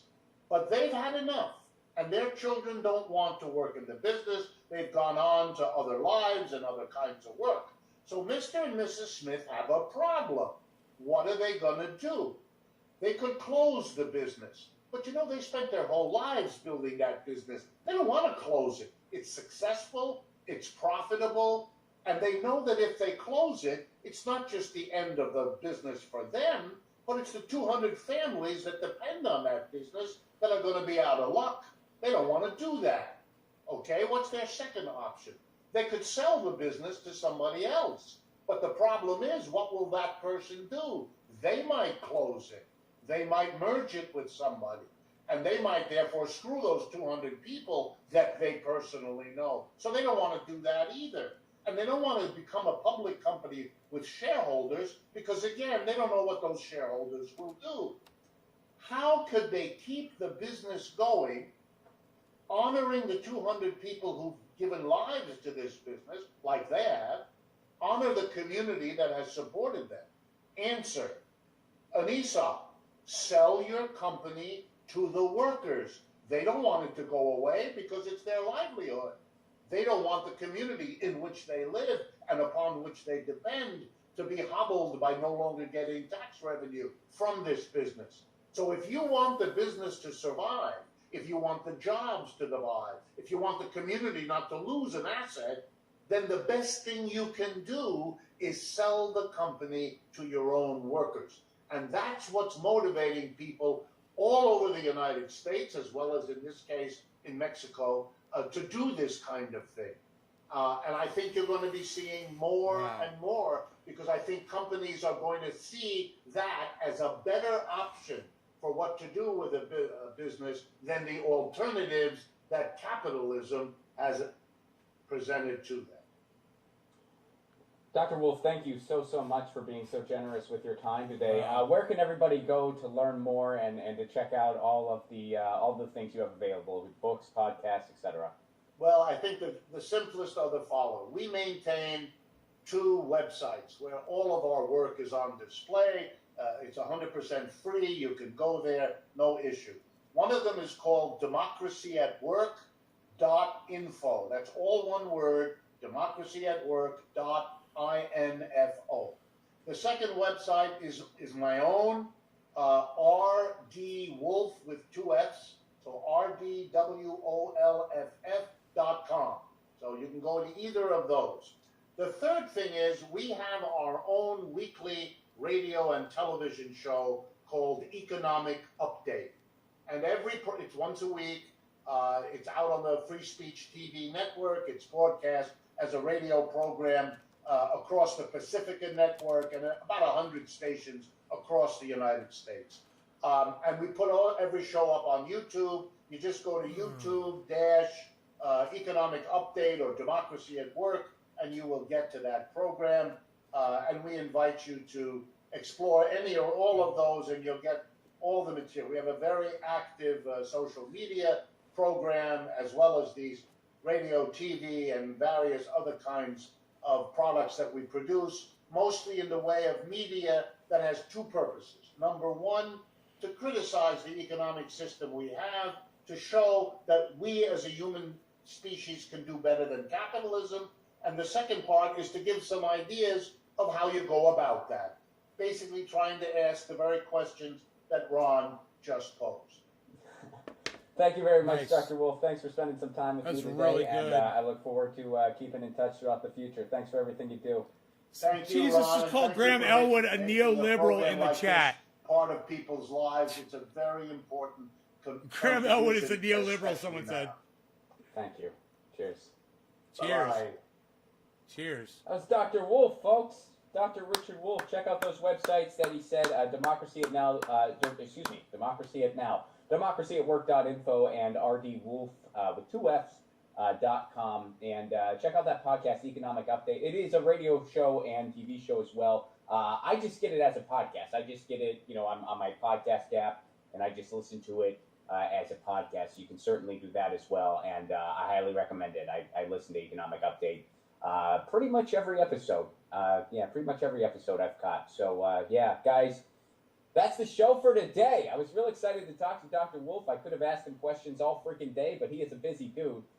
So I'm glad we got to chat with him and pick his brain for a little while there. Tomorrow we'll be back with Lady Bunny. I can't wait to talk to her. I've been trying to get her on the show for a while, and she's going to be on the show tomorrow. You might know her from RuPaul's Drag Race, or you might know her just by being a huge lefty on Twitter. Her Twitter account's great, and we're going to be talking with her tomorrow. That happens at 2 p.m. Eastern, 11 a.m. Pacific. Again, folks, I know I mentioned this. Right now, the show is demonetized. I'm working on changing that. We're going through some transitions tech-wise, and hopefully that's fixed up soon. But until it is, the best way to support this show, if you are able, patreon.com/Ron Placone. If you're on stable ground financially, patreon.com/Ron Placone for Give What You Can level. You get all kinds of cool content. You get a patron Zoom show once a week where I do a Zoom show just for the patrons. I do work on new material, play some tunes. We chat it out. It's a blast. I do a patron stream once a week where I respond directly to stuff the patrons have submitted. And I'll make it your own theme song. People have been loving that. You guys know the Get Your News On with Ron theme song. I make theme songs just for the patrons. All you got to do is ask for one, and you get all that for literally a Give What You Can level. Whatever you're comfortable giving. There are no tiers on my Patreon. It's whatever you're comfortable giving. So if you got an extra $1 or $2 a month, it does go a long way, and it helps keep this show on the air, especially now. Or if you want to make a one-time thing, my Venmo is Ron-Placone.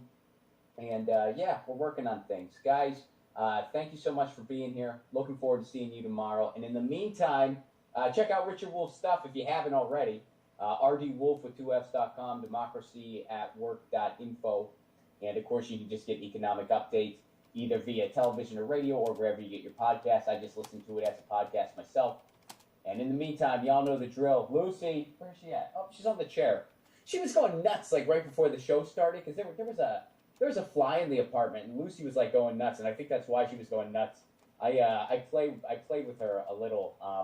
I played with her a little bit to calm her down, you know. But she was still going nuts. So it's not that she just wanted to play. She just also, yeah, I think she saw the fly. Maybe she caught it because I haven't seen it, and she's really chill right now. So either the fly wore her out, or I don't know. But you know the drill. Lucy says, meow, get the fly. Lucy says meow, and I say peace. Peace.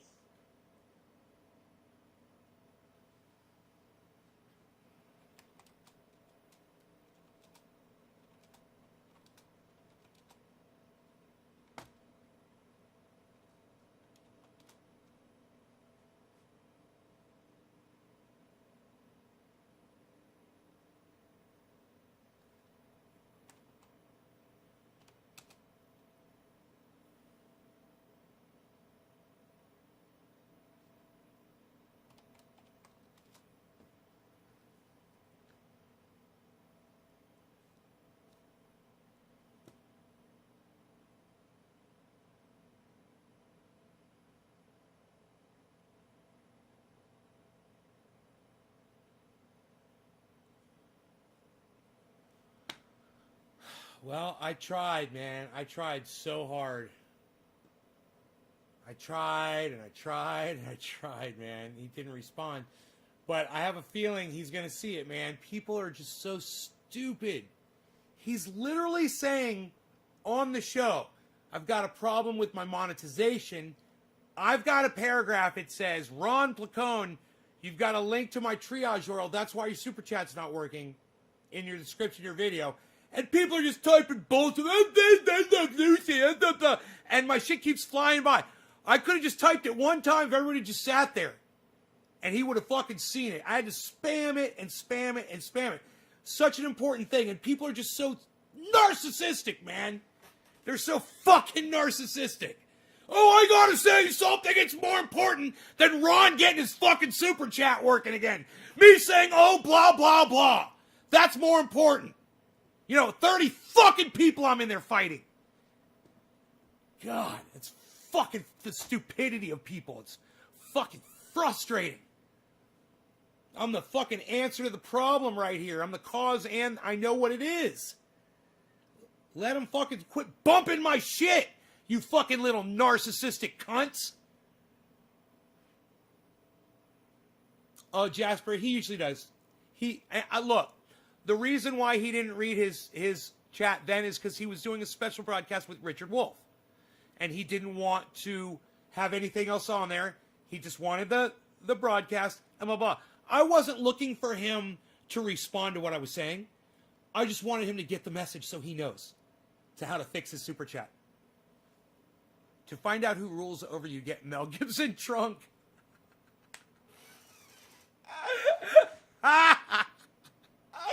That's fucking hilarious. Oh, those Jews are at it again. So funny. All right, so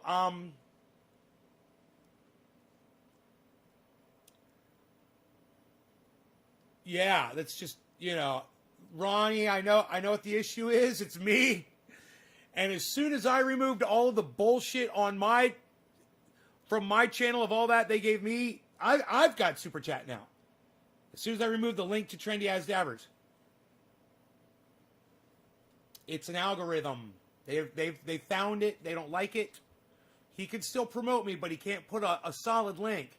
He can't put a www link. He could put triage oil, and he could put DOT and COM, and that would fool the algorithm, which would be cool. But he says it. He says, head on over to triageoil.com to get yours.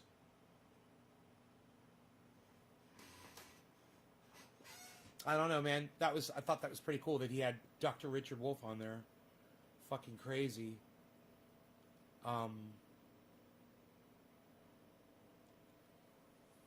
Yeah, man.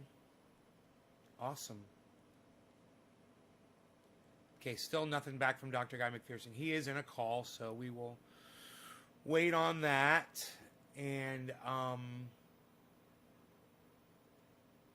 hopefully Ron Placone will see my tweet. And he will fix his channel and get his... I'm so glad I figured out what the fuck was wrong with his super chat. Oh, so happy.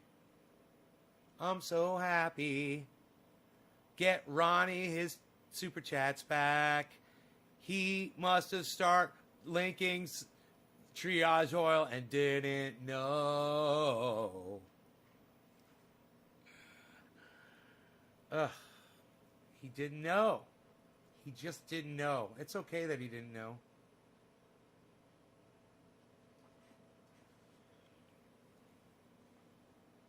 When will they impeach Trump?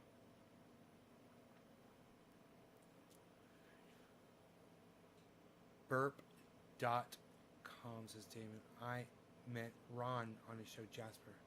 I don't, from where I'm looking, I don't see super chat.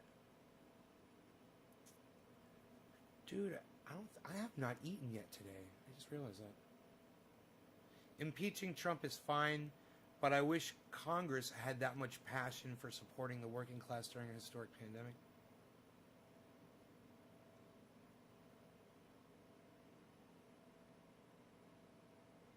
They don't. They're politicians. Support no politician and hold them all accountable. Don't support any of them. They're all a bunch of fucking liars. I'm so happy that you love me. Facebook deleted Press TV.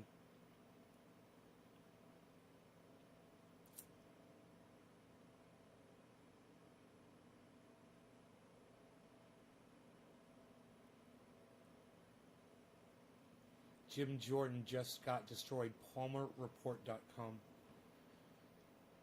Manchin thinks he's president.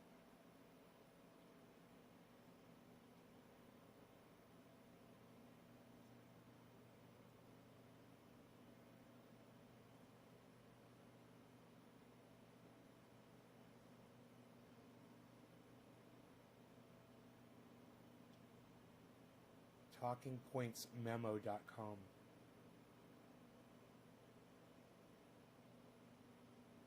Talking Points Memo, isn't that Bill O'Reilly? The president deliberately withheld aid to combat the insurrection? Is that Bill O'Reilly saying that? Dude, this would be huge if this is Bill O'Reilly.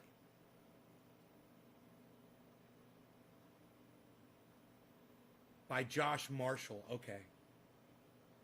It's not Bill O'Reilly. Okay, I guess it's not. I guess it's not fucking Bill O'Reilly. I don't know who this guy is.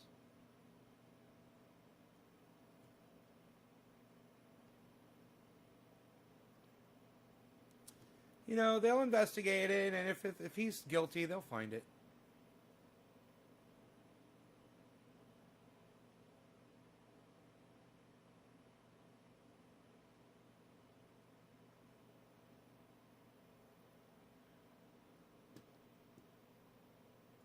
All he needs is my agreement. I'm still minority leader, and his agreement. He's majority leader.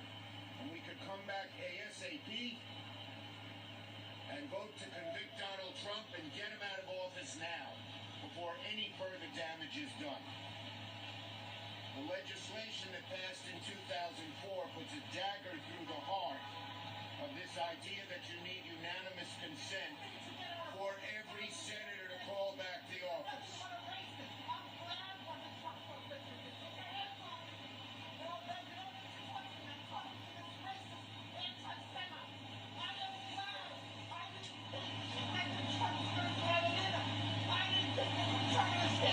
So a heckler chiming in there, calling Senator Schumer an anti-Semite and going after him.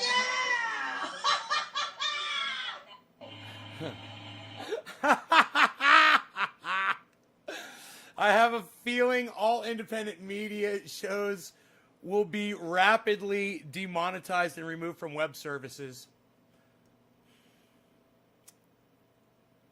All independent media. You know, they just need to learn. I should teach a class, man. I should teach a class on how to avoid the algorithms and stay alive on social media. I mean, you know, I know they want to put, this is really interesting. What is this? This is really cool right here. What is this? This is an little monitor. I can put it anywhere. I love it. So I'm looking right at you. You like this? I'm looking right at you. Wow. What? Can I make it bigger? Exit minimized video. How did I do minimized video? How did I do minimized video? I love this. I can put it anywhere. I can put my monitor anywhere now. I had no idea. This makes my software so much better. Because I always have to have my camera up so I can see what you guys see. And now I got this little mini monitor. I can just move it around and I don't have to have all this other crap up. It's great, man. If I could just see my bandwidth there too, that would make it even better. Oh, look, I could put the fucking... Dude, I can put that thing... I could table that and I still got my mini monitor. I love it. Oh, this is so cool. Now, how do you resize the mini monitor? I want to resize it. Why can't I make it bigger? That would be cool. Why can't I? They'll probably make it so you can do that. They haven't got to that yet, but it's still cool. Anyhow, there's probably a place to do it. What's this? Hide video? Show video. Okay. And right-clicking in it does nothing.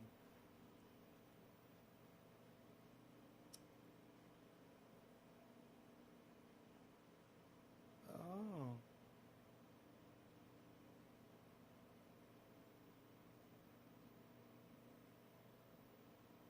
Look at you guys liking my tweets. I love it. Very good. Very good. You're very good, yo. Yo. You're all very good people, yo. You're very good. Anyway, I was saying I could teach a class to all these podcasters that are having their stuff yanked down and teach them how to avoid these algorithms, man. You know, there's certain things you can't, and you know who else could do it? H.A. Goodman. In fact, I could have H.A. Goodman on my podcast and we could do an interview where we talk about ways to avoid getting your channel shut down. You know, he knows them all. And look what I just did. I just went and helped Ron Placone. It was because he had a link to my website. And, you know, as much as it pains me to have to tell him that, it's me. It's my website. It's toxic. You can't put it, you can't tag it and expect to get out. It's the website. It's been algorithmed.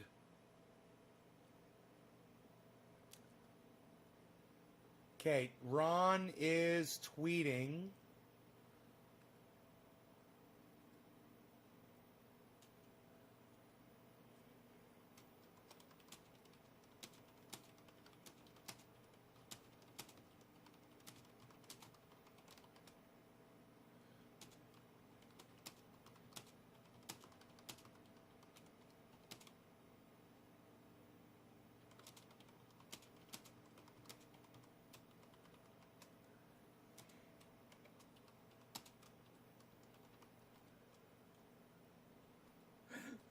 I'm the one that betrayed the family. I knew it was you, Fredo. I knew it was you. You betrayed the family.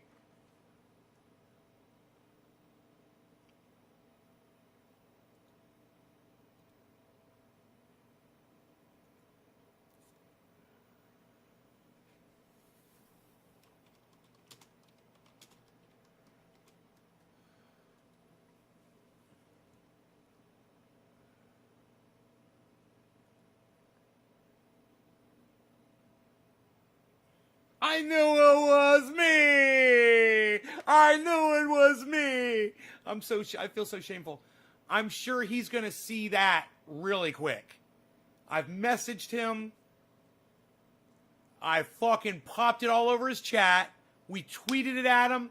I know he's got the message. I know he knows it's me on his super chat.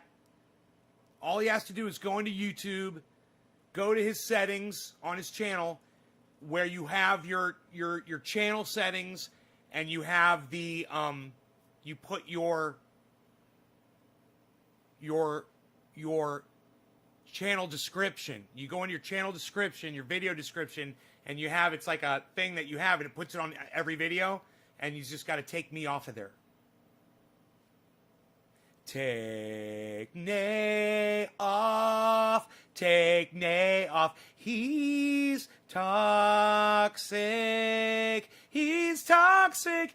You can't chat. Take off Nay. Take off Nay.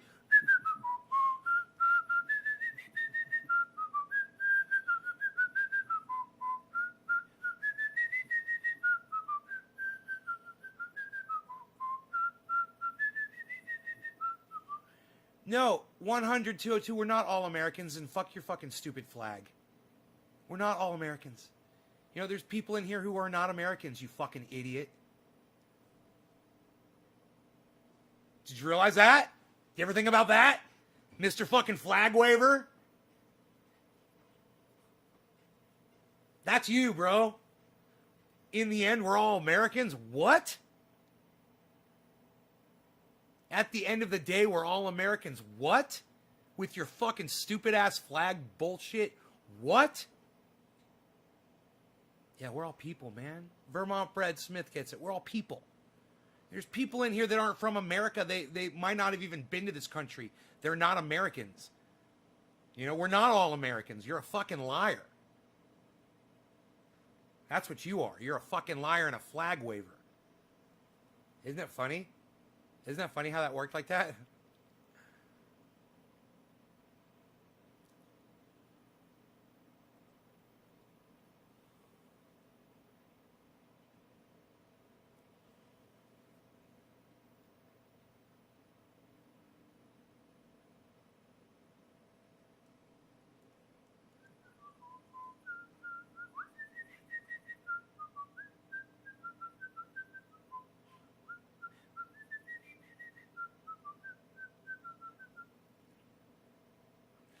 Oh, you didn't know how I felt about flags? Well, now you do. I'm so hungry, man. I gotta go. I can't believe I haven't eaten yet today.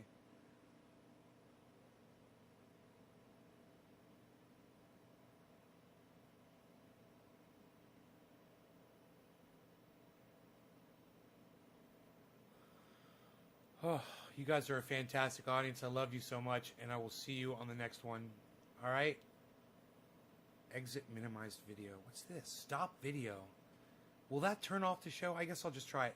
All right, you guys, take care. Check out my friend Ron Placone. Hopefully he'll fix his super chat. It's all my fault. I knew it was me. I knew it was me the whole time. I knew it was me the whole time. Graham Elwood just put up some content. What? Graham Elwood, YouTube content. Go check it out. Graham Elwood. God hates flags. I love that, Jasper. Bro, I'm retweeting that. Oh, that's fucking great. I love that, man. Dude, I wish I wrote that. God hates flags. Fucking dude, so fucking perfect. All right, I gotta go. You guys take care. I gotta go eat. I'll see you on Twitter. I will see you on Twitter. I will be looking for you on the Twitter. Looking for you in the Twitsphere. All right, bye, guys. Oh, let's try to end this. Stop video. Oh, it goes to that? It didn't really stop. It didn't. Oh, it stops the video on the monitor, but it doesn't stop the video on here. Okay, I would mute my audio. Hey, is my audio muted? Hey, can you guys, you are muted. Press Alt-A to unmute your microphone, or hold space key to temporarily unmute. Can you guys hear me? Can you guys hear me right now? Hold up a number, just press number 6 if you can hear me. Press number 6 if you can hear me. Press number 6 if you can hear me. Was I muted? Did that mute me right there? Did that mute my mic? Oh, you heard me? Ah, you could hear me. Ah, that didn't mute me. What is that? It doesn't work. Okay, it's good to know. Good to know. Okay, exit minimized video. Oh, because that was from Zoom. Oh, that'd be so cool, though, to have that in... I see. I had Zoom. Oh, it's when you table Zoom, it goes to minimized mode. I gotcha. I gotcha. I gotcha. All right, let's kill the Zoom chat. End meeting for all. Let's kill the Zoom. Rogie, who's my boy? I'm going to pick you up and show you off to everybody before I go. I wonder how much he weighs. I've got a scale right here. I'm going to weigh myself first. According to this thing, I weigh 182, 3. If I lean back, 183. Come here, buddy boy. Come here, Beezer. Good boy. Good boy. Good boy. Come here, Beezer. Oh, I'm just gonna weigh you. Ooh, woo. That's how much you weigh, buddy. I weigh 183, and with you, we weigh.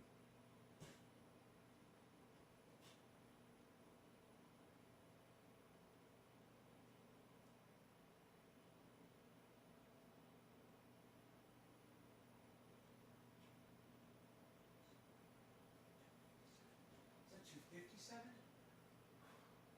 240?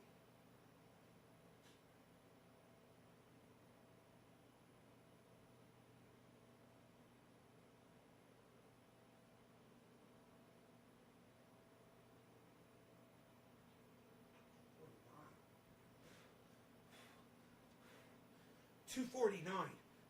Ugh. $249. Whew. 249 pounds. 249.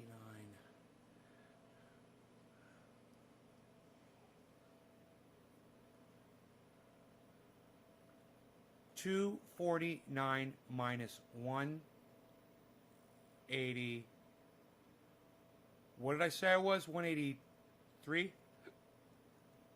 66 pounds.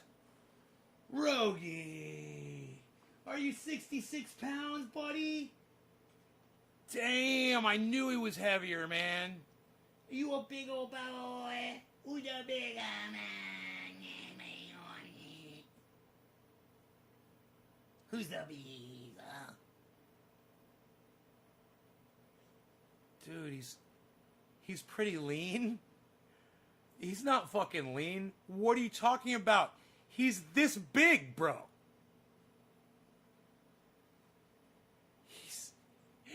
Jasper Jaguar says pretty lean. Are you fucking kidding me?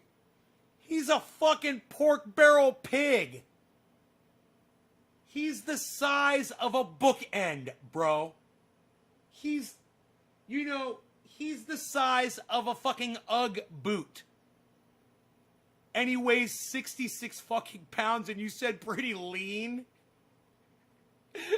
Do you understand what the word lean means? He's swole. Dude, he's swole. He ain't lean. He's fucking swole. Oh, you're talking about me? Oh, you're too kind. You're too kind, good sir. You're too kind. You're talking about me. Yeah, I'm 180. I'm 180. I weigh 180 pounds. I think actually I was 179. 179. I want to get down to like 155.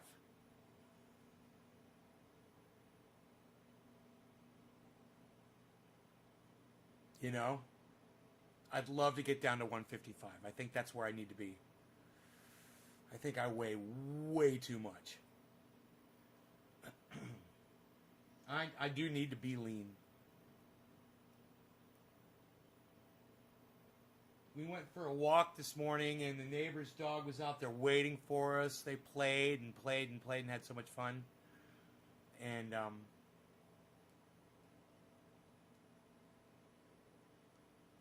I made a video of the grow update. You guys, there's a grow update.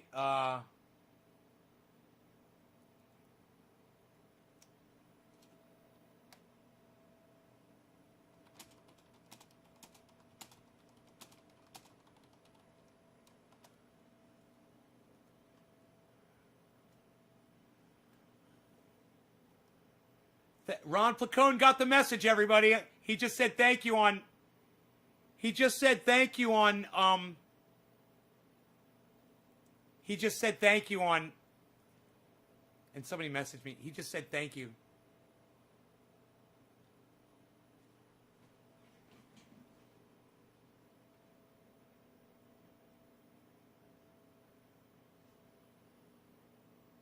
He thinks it's because he made some changes to his channel. He doesn't believe that it's my link.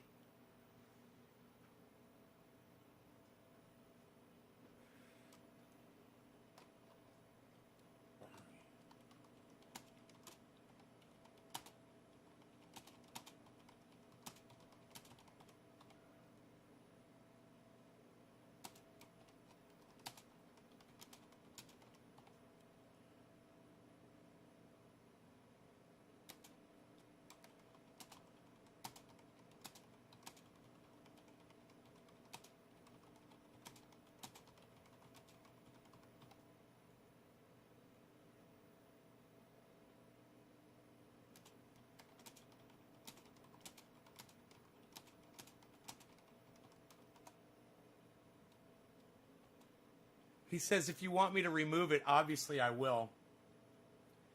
He says, but that has nothing to do with why my channel is demonetized.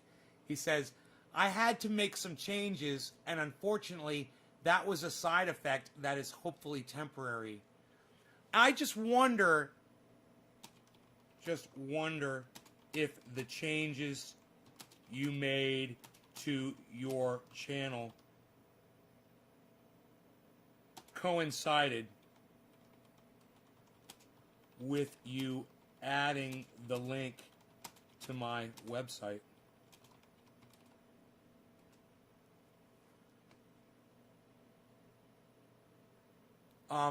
And that doesn't necessarily mean anything either, because algorithms, they don't catch you sometimes as soon as you put something up. There's spiders that crawl over all this shit, and they take time for searching. They've got billions of videos to go through. So, you know, it doesn't mean anything. It could definitely be that he thinks it's something else, man, but I think it's my website. 'Cause I'm telling you, let me just check. Hey, can anybody super chat me on the main channel on YouTube? Is there a super chat money option on the main channel on YouTube? The main channel. The one where I'm blowing smoke rings and I got 25,000 subscribers. 25,700, I think. There's super chat on that channel. Try removing it. If that doesn't work, add it back. I looked and the link isn't active. I know. It's not active because they see it on there and they make it not active. I hope he realizes that they deactivate the link. Yes, no. The main channel, guys, the main channel. Super chat is here, says Damon Faulkner.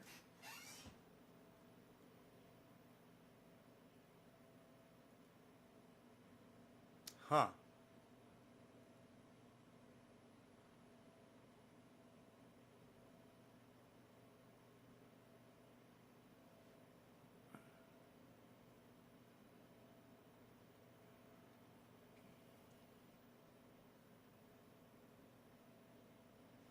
He got my Venmo, too. He got my Venmo payment.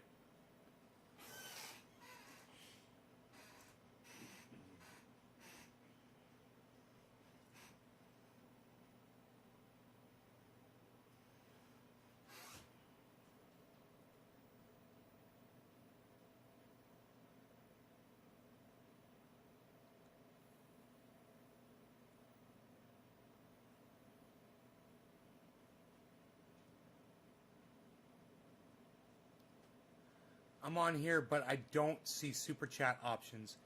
Jasper, are you on my main channel?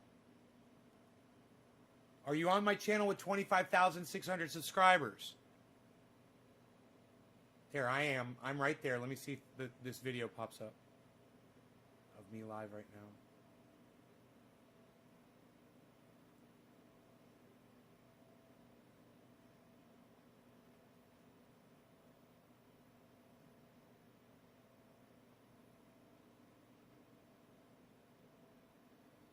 Huh. I don't see that I am live right now. Stupid.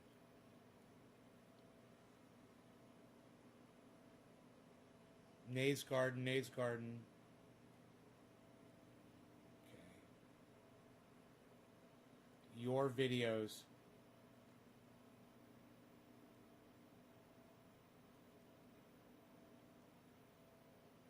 I'm on Trendy Nays. Don't see it. I see it. You're on Trendy Nays, Damon? You're not on the main channel?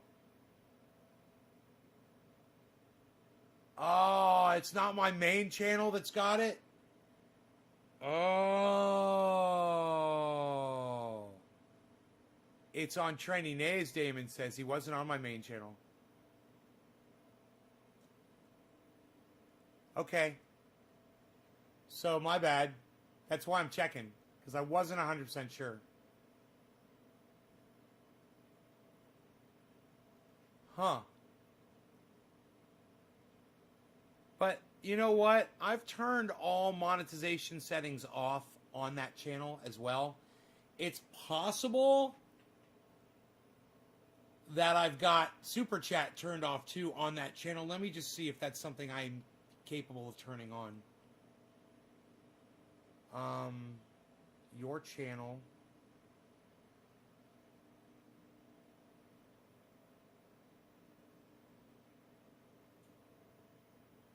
YouTube studio. I'll just go into the studio. Happy birthday, James. Today's your birthday. My birthday too, yeah. It's your birthday. Gonna have a good time. Today is your birthday. Ba-na-na-na-na. Happy birthday to you. Okay. Monetization. Subtitles, comments, analytics, playlists. Monetization. Here we go. Channel monetization. Earn money from your channel. Memberships. AdSense account active. See agreements. Supers. Fans with you during live streams. See more. I think I found the thing. I think you have to activate it. Manage super chat and super stickers. No, it took me to the help. These idiots took me to the fucking help center. Supers. Here we go. Follow best practices. You may earn super chat revenue by following these tips. Disable super chat. I've got disable super chat on. Turn off super chat. Wait. Close. Hold on. Disable super chat. No, it's on. Okay. Follow best practices. You may earn more super chat. Review your user agreement. Your super chat stickers. Enoch super chatted me.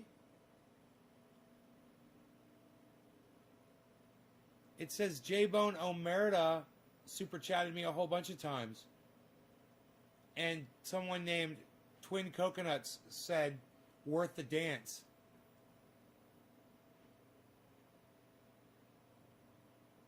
So I have received super chats on the channel. They might not be on anymore, but you know what? That's got to be under... There's memberships here. It says I can start membership offers, upload badges, announce my memberships, post, welcome new members. I can do all that. Membership offers. Overview. Okay. AdSense accounts active. If I go to... It's monetization. Now it just says... Okay, it says monetization. That's where I am, right? I'm in the monetization. It says channel monetization. How do you activate it from video advertising, memberships? Let me see here. Playlist, analytics, dashboard. Let me go to the dashboard. There should be like a monetization thing that I've got turned off. Maybe if I just click it on, it'll allow super chats.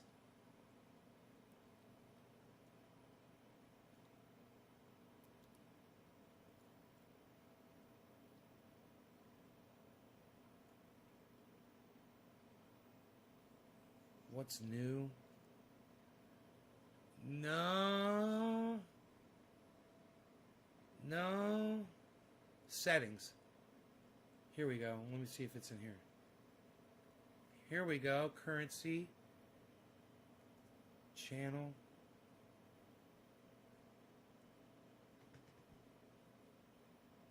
Advanced. Okay. Do you want your channel as made for kids?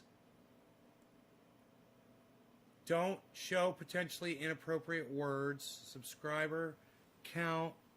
Advertisements. Disable interest-based ads is checked. Huh.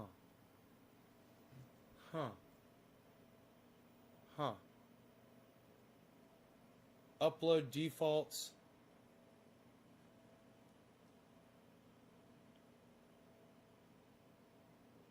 Permissions. Community.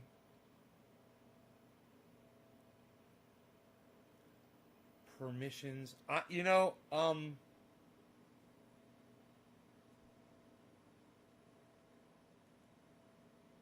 Advanced settings under upload defaults. Comments. Monetization. Oh, there it is.